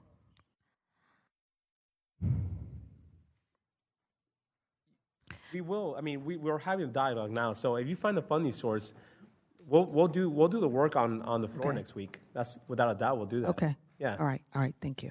It's on the record. Sure. All right. Thank you, Mr. Howland. You're recognized. Yeah, I'd love if it were tabled. And then I would reiterate that I noted I asked, it was either Mr. Parks or Mr. Peterson for a schedule of all the nonprofit spend we're doing. And that's the figure that I used earlier of $134 million. That's with UF Shands, that's with PSG, it's with Cultural Council. It's with so many, all these individual ones, including Telehealth and Jack's Care Connect and all the United Way spend. I would just say, look at that line by line before the next council meeting and say, what would I sacrifice so I can bring Northeast Florida Regional Council here? That, I think, is the exercise that we should be doing so we don't touch the Budget Stabilization Fund or the reserves, and we make sure we're being prudent and fiscally conservative and saving for a rainy day. Thanks. Mr. Joe Carlucci for the 5th time. Thank you. District 5th time. No, I just wanted to just make another observation real quick. Keep in mind, colleagues, that there's going to be more floor amendments than just this one. So I agree with tabling it, fine-tuning it, discovering what else is going to be asked, because only $2 million in the stabilization, that can fly out in 2 amendments. So anyways, just want to be mindful of that. Thank you. Mr. Fabulous, yes? So to the chair, I just wanted to make sure, so several members have mentioned tabling it. So this is the last time this committee is taking action on this bill. So tabling this matter isn't probably the appropriate course of action. You would either need to dispose of the motion by voting on it, or you would need to, if the mover of the amendment and the seconder want to withdraw the motion in the second and there's leave from the committee to do so, then you can dispose of it that way. But you can't table it to another meeting because this item won't come back. Exactly. And the only way it'll come back will be on the floor amendment next week. All right. On the 23rd. Yes. Yeah. Okay. Meaning we have about 2.5 weeks to find the other funding source. All right. So, Mr. Diamond, you're recognized. Thank you, Mr. Chair. I've been quiet on this one, even though I've never been quiet on this line item in the past. So I just want to give 2 thoughts. One is I really like the people on the Northeast Florida Planning Council. I like Ms. Beth. I like all these elected officials that are on there. Mayor Lynch, my friend Mayor Rumrell, who gave me a really hard time a couple weeks ago. I like that they get to do this, and the membership itself, I think, is great. My issue has always been redundancy. So to the extent that we've got our planning department doing X, and then they do X and paying twice, that's always been my issue. But if we can find a path forward where we've got an a la carte system here, where we're paying something for JFRD that we wouldn't otherwise have, I'm fully in favor of that. And to the extent that something is redundant, then we can look at the buffet of services and say, look, this we're already doing here because we're the city of Jacksonville. That we'd rather not pay for because we're already doing it, or that we like because we don't have it. And so I'm excited that we're having a conversation about what that is. And that's what I hope the path forward is, because there's good there. I always feel like, as I'm so outspoken, people miss that. There's good there, but it would be wonderful if we could separate the wheat from the chaff and get the best of what we're getting from working with the rest of the people in our region without, paying for stuff that we already are doing ourselves as a city, and to make it a little bit more fair with the other counties around here. I mean, relatively, this is a small part of everybody's budget. And so I understand it's important to people like Mayor Lynch. It's important, even to, some of the beaches mayors sometimes when they really have something that's important to them. But I don't want us just to fund this and then be done with it. I'd like to make sure that we have what Ms. Beth was talking about, is have this conversation about what is the value for us and get that down, and then say we're going to do that going forward. So it's not a one-year thing. This is how we, Duval, would like to interact with Northeast Florida Regional Planning Council, and that becomes the regular thing. So I just want to give that to the council and just make sure. Sometimes I get a little wild up here, but I want to make sure people understand that the good government piece of this is just not paying twice. All right, thank you. So we have a motion on the floor to add him back in. So we're going to take, unless the introducer withdraws her motion, we're going to take action on this right now. Are you going to withdraw, or we're going to take action? Okay, so the introducer is going to withdraw.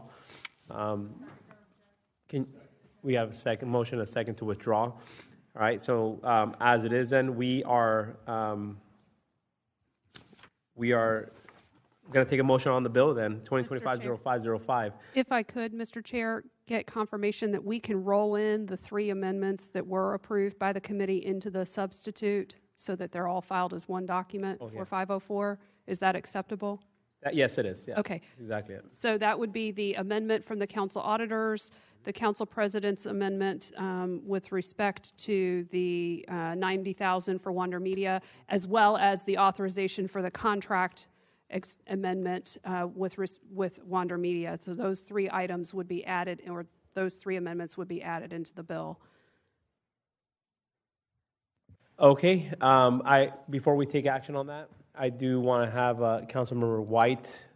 No, on the next one. All right, good. And Mayor Lynch or Ms. Payne, do you guys have anything else to say before we move on? Yes, sir. Thank you, Chair.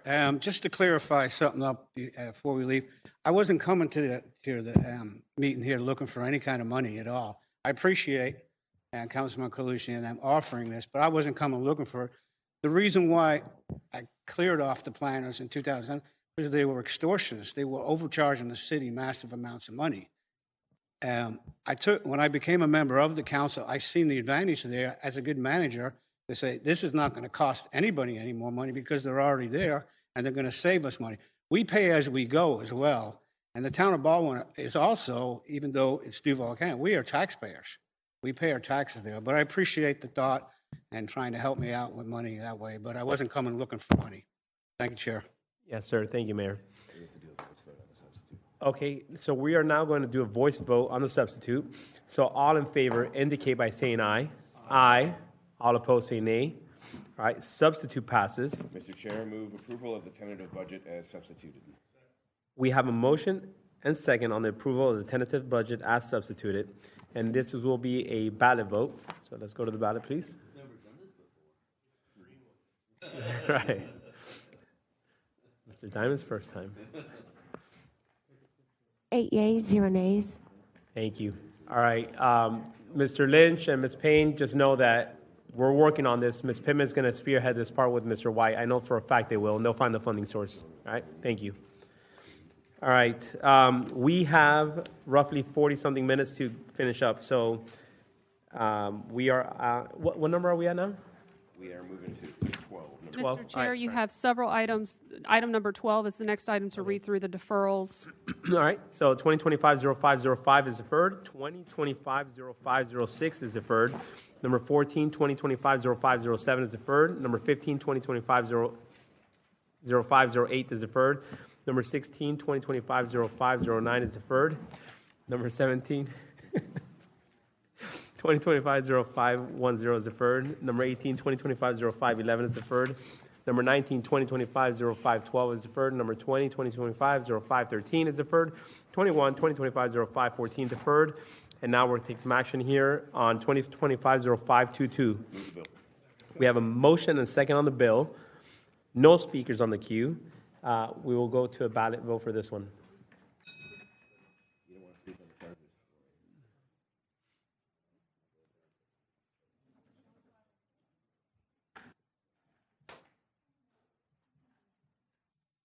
You want to speak?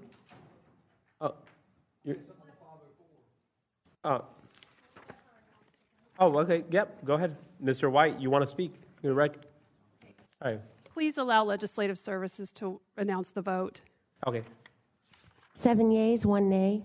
So by your motion, 2025-0522 passes, and now, Mr. White, you're recognized. I'm sorry, I didn't see you in the queue. Yes, sir. Thank you. I thought that was the last amendment before we left 504. I want to offer amendment if someone will offer it for me. I'm trying to give myself some comfort level on this eighth of a mil rollback, and I'm trying to protect, again, as I always do and always will, public safety. And I would like to do an amendment to $13.4 million that we're going to save. It'll and take out of reserves. It'll still be in reserves, but create a third bucket for public safety. Be reserve of public safety, and we'll take 13.4 out of reserves, move to that bucket in case we ever get into a situation that public safety is hurting. We will have a reserve of the same amount of money, just in a different place. It will have to come back to us, and I'll give our public safety workers, police and fire, the comfort that they won't be injured in this rollback in the future. All right, we have a reconsider 2025. So to do further amendments to 2025-504, you would have to move and second a reconsideration, and then you have to take up everything all over again. All of the prior amendments and the actions that were taken and approved by the committee have to be redone. Well, that's a pretty easy one, though. Move to reconsider 2025-0504.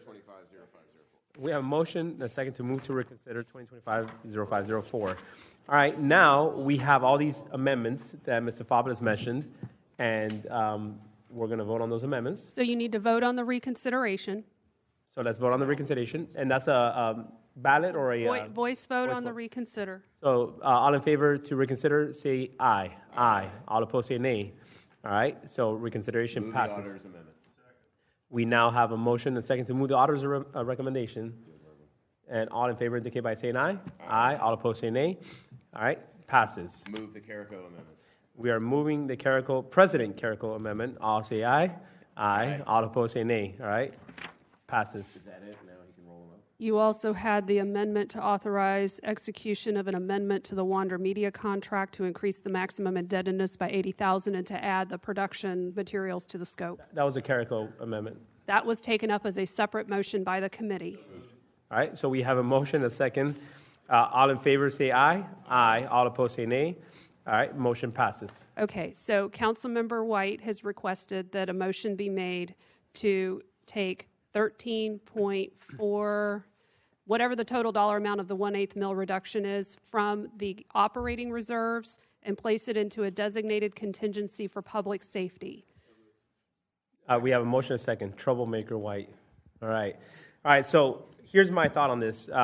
First of all, I think it's a great point, and the only concern that I have is you said taking it out of the reserves. We're not taking out reserves. We're actually just moving it to a different line item in the reserves, so it's still going to stay in the reserves. No, it would become a designated contingency. So you are taking it out of operating reserves into putting it into a designated contingency account. But still considered reserve. No,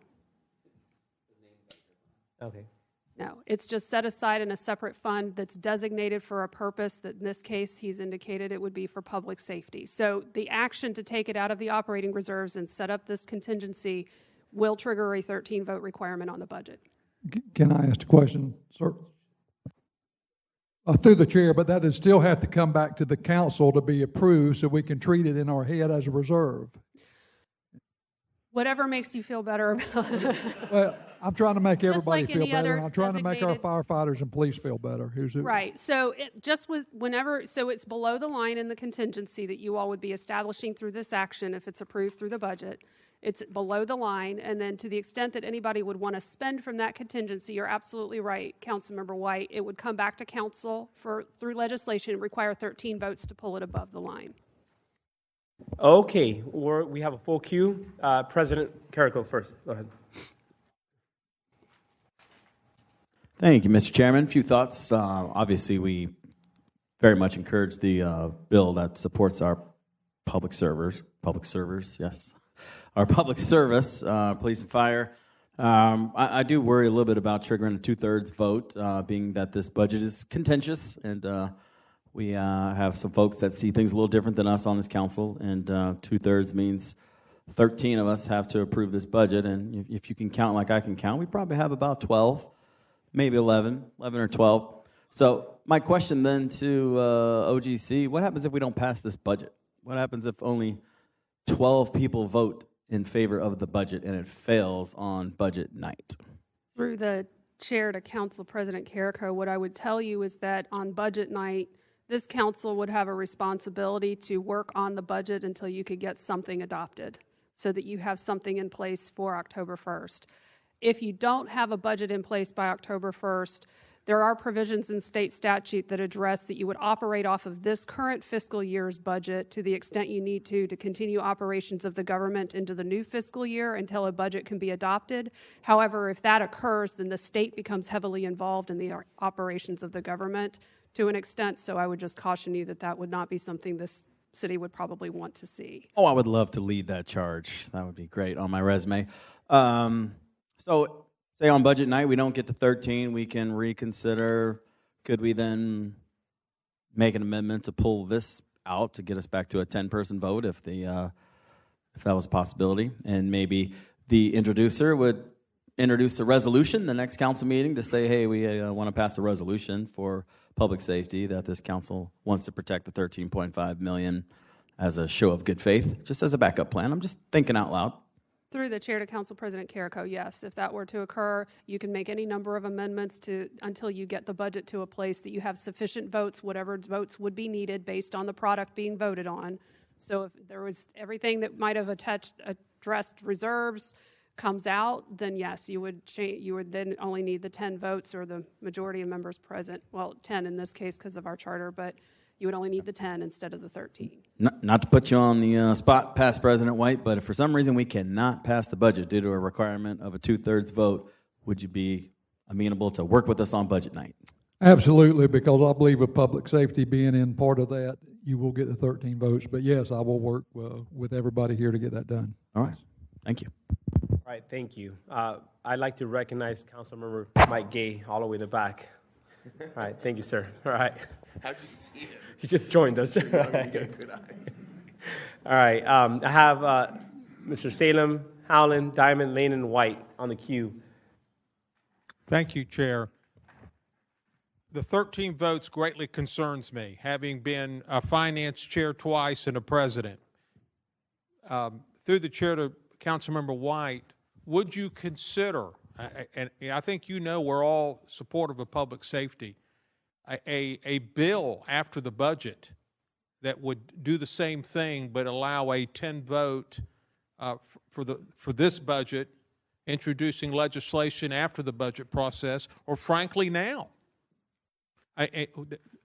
before we even get to the budget, as a one-cycle emergency to do what you wanted and keep it out of the budget? Yes, sir, I trust my colleagues, and as long as I know it gets done, it gets me where I need to be to get y'all where y'all need to be. Do we have time to do a one-cycle emergency to accomplish his goal and keep it out of the budget? Through the chair to Council Member Salem, it would have to be filed for the addendum for next Tuesday, and assuming that would be approved, which it sounds like the president's in favor of that, then we could work on that for Mr. White. Yeah, I think that's the more prudent approach. I like that. Okay. Well, I'm a smart guy there. All right. Most of the time. I would like to recognize Councilmember Howland. I was going to look for compromises there as well, and I think that's a wonderful one, unless the auditors can think of anything else that could provide public safety that level of comfort to allow certain council members to get to a vote. I mean, what that 13.4 is that Councilman White is proposing is allowing folks to get to a certain level of comfort to support the eighth of a mill reduction. I mean, I believe there's plenty of comfort there. I mentioned $134 million in nonprofit spending. I would reduce contribution to Shands before I touch public safety. I'd reduce PSG or Cultural Council before I touched public safety. There's $134 million of things I would reduce. I'd start looking at other essential, other parts of departments in the city that we could reduce before we'd get public safety. That's our number one priority of local government. But if this is what it takes to bring it over the line and give comfort to public safety, that a tax decrease doesn't endanger funding for them in the future, I'm more than happy to do it. But Councilman Salen, I like your proposal. Thanks. All right, thank you. I'd like to recognize Mr. White. Yeah, 30 seconds. I'd like to thank Dr. Salem. That was good, but I've asked, or I would ask the council president, I did it 3 times, if he'd bring the addendum up first and you vote on the addendum before we get to the budget bill, so I have my comfort when we get to the other bill that I'm needing the comfort for. Okay. Thank you. All right. Diamond. It sounds like we got a compromise. I'll withdraw my amendment, and if the second, whoever it was, withdraws it, then we can just move along. But I do think the public needs to understand why we're doing what we're doing, because I think this is going to be missed. So here's what happens. If you want to cut taxes anywhere, the first thing the left does is say, you're going to try to cut public safety, you're going to cut firefighters and police officers. They're fully funded in this budget. I guarantee you, so long as I'm on this council, and even my colleagues are in their first term, they're going to continue to be fully funded. But FOP and Firefighters Union, their job is to protect their members, and their members want to know that there won't be such a crush in future budgets that the budget's going to be balanced on their backs. And what Councilman White is doing is solving that problem, saying not only we're going to cut these taxes, but we're going to put the money that we've saved in a separate fund so that day comes when we have to balance the budget and it's a question between firefighters and police officers, it's not even a question because there's the fund and we open it and we fund them. And so for anybody listening, anybody who wants to make that excuse to try and force this council to raise taxes on the people of City Jacksonville, they are lying to you. All right, Ms. Stefopoulos, you're recognized. Thank you. Through the chair, just to seek some clarification from Councilmember White. So if his interest is in having a separate bill acted upon with respect to the public safety contingency prior to consideration of the millage or its reduction by the City Council, then I would recommend that if that needs to occur, it would need to be filed as an in and out emergency for next Tuesday night on the addendum, and then the addendum taken up first so that there's action taken by the council prior to any action on the millage. Because as we've discussed, if the millage reduction is approved on September 9th, you cannot bump it back up on September 23rd. If that is the intent, then that's how we will proceed with Looks like Councilmember that is White. the intent.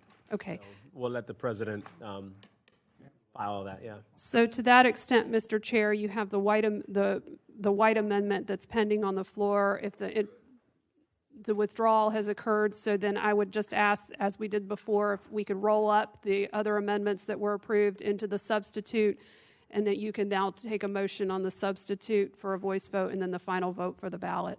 Okay, all right, so we have a motion and a second on the substitute for a voice vote. We're going to, all in favor indicate by saying aye. Aye. All opposed say nay. All right, the rolling of the amendments all pass. Move the approval of tentative budget as substituted. We have motion and second approval of tentative budget as substituted. We're going to go to the ballot for the voting on this one. Right. 8 yeas, 0 nays. All right, by your motion, 2025-0504 substitute has passed. All right, we are now back to page 12. Number 23, it's deferred. 2025-0539 is deferred. Number 24, Councilmember Romero's, we already took that one up. Number 25, 2025-0597. We have a motion and a second on the bill. Let's go to the ballot for vote.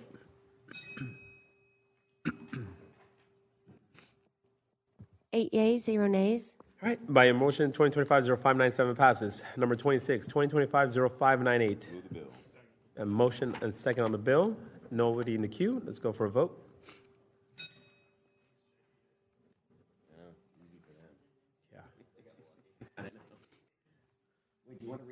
Eight yeas, 0 nays. All right, by your motion, 2025-0598 passes. Number 27, 2025-0599. We have a motion and a second on the bill. Nobody in the queue. Let's go for a vote.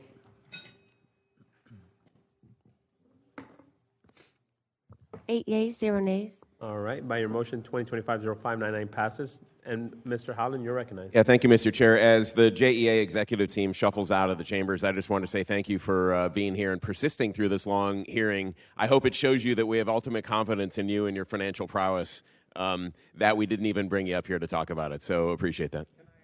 Go ahead, sir. Yep. In addition, this amendment was brought in very timely. This budget amendment. We've had budget amendments come through 1, 2, 3 years later. I think we've sent a message to the authorities. They need to come to us when it occurs, as the JEA did here. Thank you so much. Thank you. All right. All right, number 28, 2025-0601 is being deferred for 2 weeks. Number 29, 2025-0602. We have motion and second on the bill. Let's go for a vote. 8 yeas, 0 nays. Okay, by your motion, 2025-0602 passes. All right, number 30, we have an amendment on the floor for 2025-0608. Move the amendment. We have a motion and a second on the amendment. Mr. Peterson, please. Elaborate. Through the chair of the committee, the amendment clarifies the status of Eastside Housing Collaborative LLC, that they're not yet a 501c3, clarifying the reason for the waiver of section 122-423 as it relates to liens on other properties, changing the timeline for development from 2 years to 3 years with a 2-year extension to match our current code section, attaching revised Exhibit 3, which is the land donation agreement, to reflect that same extension to 3 years, and also the quitclaim deed, Exhibit 4, to reflect that same extension. All right. I don't see anybody in the queue. Can you just kind of go over the essence of, I know you just said the bill, but like, is it switching hands? Is that what it is? What's going on with this one? The chair, on the amendment or the bill? Well, fine, on the bill is what I was talking about. So this bill will donate 8 properties that have since reverted back to the city to a new organization called Eastside Housing Collaborative LLC. 2 years ago, or a little over 2 years ago, you as a city council donated 9 properties to the Eastside, or to the historic Eastside CDC for affordable housing. They developed one of those 9. The other 8 have reverted back to the city and are now in the ownership of the city. This legislation donates the properties to a new entity that was formed out of a partnership between Historic Eastside CDC and Lift Jacks to develop these 8 properties as affordable housing. Okay. All right. So it was in the historic East Side, the hands of them. They didn't do anything with those properties. It reverted back to us, and now it's going back to them. It's going to a partnership of which Lift Jacks and Historic Eastside have formed a new entity, but everything else you said is correct. All right. Well, I don't have any speakers in the queue. I don't see any opposition on this part. So with that being said, we have a motion and a second on the floor on the amendment. All in favor indicate by saying aye. Aye. All opposed say nay. Amendment passes. And we have a motion and a second to move the bill as amended. Let's go to a ballot vote on this one.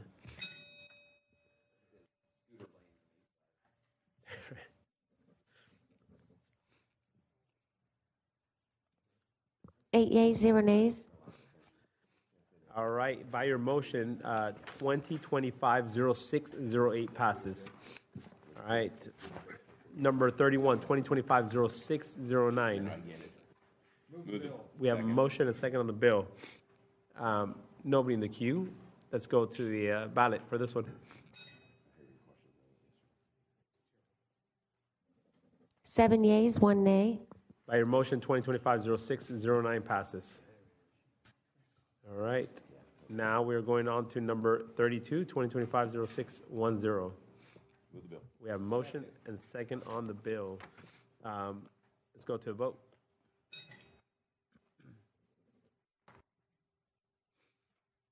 Seven yeas, 1 nay. Okay. 2025-0610 passes. Number 33, 2025-0611. Move the amendment. A motion and second on the amendment. Mr. Peterson? Through the chair of the committee, the amendment corrects the fiscal year of appropriation to 24-25 and then also corrects Scribner's. All right. Nobody in the queue. All in favor indicate by saying aye. Aye. All opposed say nay. Amendment passes. Move the bill as amended. Second. We have a motion and second to move the bill as amended. Let's go to a ballot vote for this one.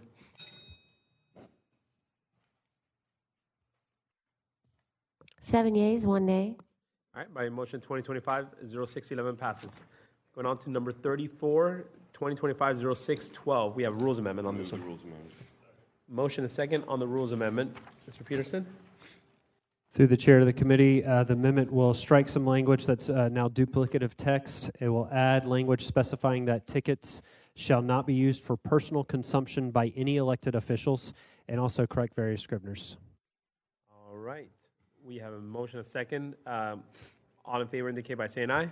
Aye. All opposed say nay. Rules amendment passes. Move the bill as amended. Motion and second to move the bills amended. And we're going to go to a vote now for this one.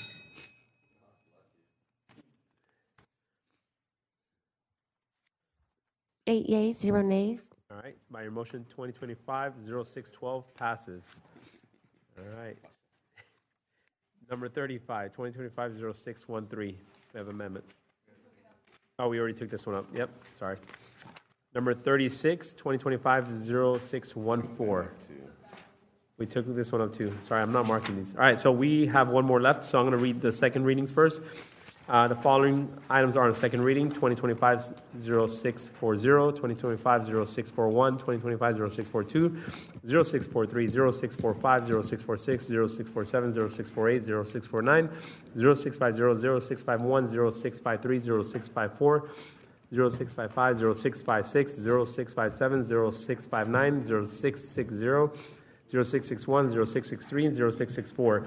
And then we have one last action item on page 31, and it's going to be 2025-0672, an emergency. Move the emergency.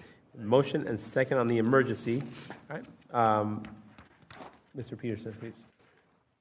Yes, sir. Through the chair of the committee, the nature of the emergency is the Police and Fire Pension Fund would, if they choose to go this route and to obtain this loan, they would need to, prior to September 26th of 2025, in order to satisfy the agreed upon payment to the city. And this is the council meeting that you would need to approve it now so they could take that action should they choose to go that route. All right. I do have Mr. Howland recognized. Thank you, Mr. Chair. Mr. Peterson, is it appropriate now or once we've moved the emergency and we're on the bill as an emergency to explain to us the mechanics of everything going on here? Because $250 million is a lot of money. Through the chair to Councilmember Howland, now's fine. Let's do it now. Start from the beginning here. The emergency. So the city makes its annual contribution to the Police and Fire Pension Fund in October, usually October 1st or as close to October 1st as possible, so that the city funds can sit in the fund and earn the assumed rate of return and make investments to hopefully reduce our contributions in the future. The city also makes biweekly pension payments to retirees on behalf of the pension fund, and historically the pension fund has paid the city back for those payments at the end of the fiscal year. And so just in round numbers, it's about $250 million this year. So this bill will allow the pension fund to go out and borrow, should they choose to, short-term borrowing, to make that $250 million payment to the city at the end of September. And then on October 1st, the city will issue a payment to the pension fund for our contribution next year of $201,500,000, at which point they would pay off that portion of the loan immediately, and then they will withdraw investments to make the additional loan payment to get rid of that loan. The purpose of this is to attempt to avoid the volatility of the market of withdrawing $250 million out of their investments to make their required payment to us in September. So hopefully that... Do we do this annually? Historically, this is the first time, and hopefully this is the only time that we do this. Because of how the 24-25 year and even going back into 23-24 was handled, where the city was attempting to work with the pension fund to reduce the exchange of funding of them paying us the last week of September and the city then making a large contribution, almost close to the entire amount, to them in the first week of October. I'm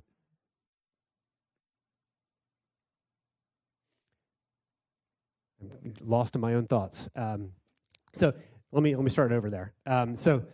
We have never done this. This will be the only time that this hopefully occurs, because they will be able to plan out better moving forward. They're going to make quarterly payments to the city beginning in 25-26, where they don't have to pull out a $250 million investment out of the market. Instead, they'll do it on a quarterly basis in the $50, $60, $70 million range to pay the city back for those biweekly pension payments. Will cash actually leave the balances, the accounts of the city, and go to PFPF for some period of time due to this bill? Due to this bill, no, sir. This bill just allows the pension fund to go out and get a short-term loan to be able to pay the city back for money it owes the city. Okay. Does this trigger anything with respect to our credit rating agencies, this bill and the obligation to PFPF, the loan, or their obligation to us? Is there anything here that would affect our ratings by this move? Through the chair to Councilmember Howland, I'm not aware of anything that would affect the ratings. I know that we have members from the city's finance department and the Police and Fire Pension Fund, the administrator and their finance department, who may be able to speak directly, but I'm not aware of anything that would affect either of our ratings. Okay. Mr. Lanin might have some questions on this too. Go ahead, sir. Yep, you're recognized. Through Chair, okay. So I did meet with Mr. Cicero. This one is complicated. They did send out, or I think he sent out to everyone, a white sheet that explained this. A part of this was an auditor note. So this fixed that concern. It was actually impacting what our unassigned versus assigned balance was showing up in our general fund. According to Mr. Cicero, my understanding is this will not, in fact, impact anything with the rating agencies, but we won't get the auditor concern next time either about how we're doing this, and it should be one time. This will not be an annual bill. This is the one-time loan, get back on a more normal cycle. So he got me comfortable with it. I didn't bring down my notes, but it was a good conversation. It got me in a comfortable place to where I can support this. And again, we shouldn't be seeing this as an annual bill. This is a one-time adjustment. All right, Mr. Carrico. Thank you, Mr. Chairman. I did see Mr. Reingold coming down, but why would we want to hear from a lawyer when we have the baddest pension manager in the city, Tim Johnson, in the house? Mr. Tim and I had a conversation about this. I would like him to come down because he did ask for this. He does manage the money, and the fund has been doing very well since he's come down here from Pittsburgh, so I think we owe him a minute or so to explain the need for the ask in his own words. Sir, Mr. Johnson, can you enlighten us? Thank you, Council President Carrigo. Tim Johnson, Police and Fire Pension Fund Executive Director. So it's been explained really well. We do this every single year. The city of Jacksonville makes our benefit payments for us, and then every year we pay back the city for fronting those benefit payments. I'll give you an example.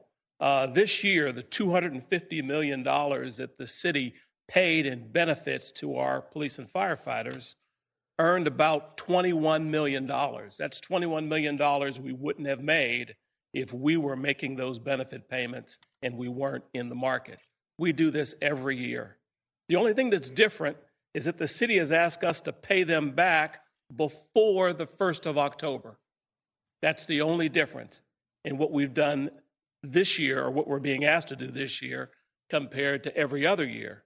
Because every other year, the city of Jacksonville makes its annual contribution to the pension fund.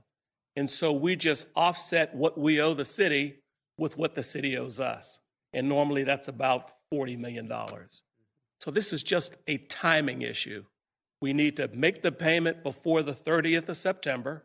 And in order to do that, we think it's prudent to borrow the money rather than take $250 million out of the market the third week in September and then put $250 million back in the market the first week in October. It doesn't make any sense. You've got all the cost of brokerage fees. September is not a great time to be out of the market because you're going to be selling low typically, and you could be buying back into the market when it's higher. So the cost of taking $250 million out of the market and then putting it back in the market a week or two later just doesn't make a lot of sense. We can borrow the money and then we can pay the money back.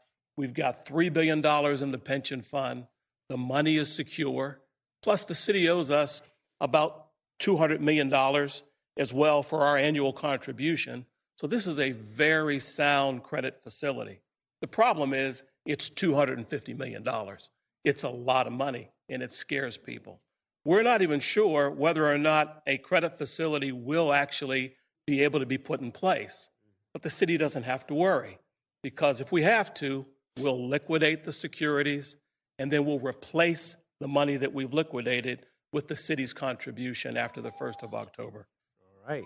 I hope I've explained it well. I appreciate Sure you, did. President. Seriously, you killed it. Awesome. Well, thank you for that explanation on that. No other speakers on the queue. I think he made perfect sense on this. All right. So now we are going to take an action on this emergency. So it's to say we have a motion and a second to move the emergency. We already had. So is this a ballot vote straight up? Okay. All right, so a voice vote will be all in favor indicate by saying aye. Aye. All opposed say nay. Move the bill as an Motion passes. Bill has been moved as an emergency, and we have a second. Now we're going to go for a ballot vote on this one. 8 yeas, 0 nays. All right, and by your motion, the emergency passes 2025-0672. Thank you, sir. Thank you. Yeah, that was perfect. All right, and that concludes our agenda meeting for today. Thank you all for joining us, and I'll see you next time. Meeting adjourned.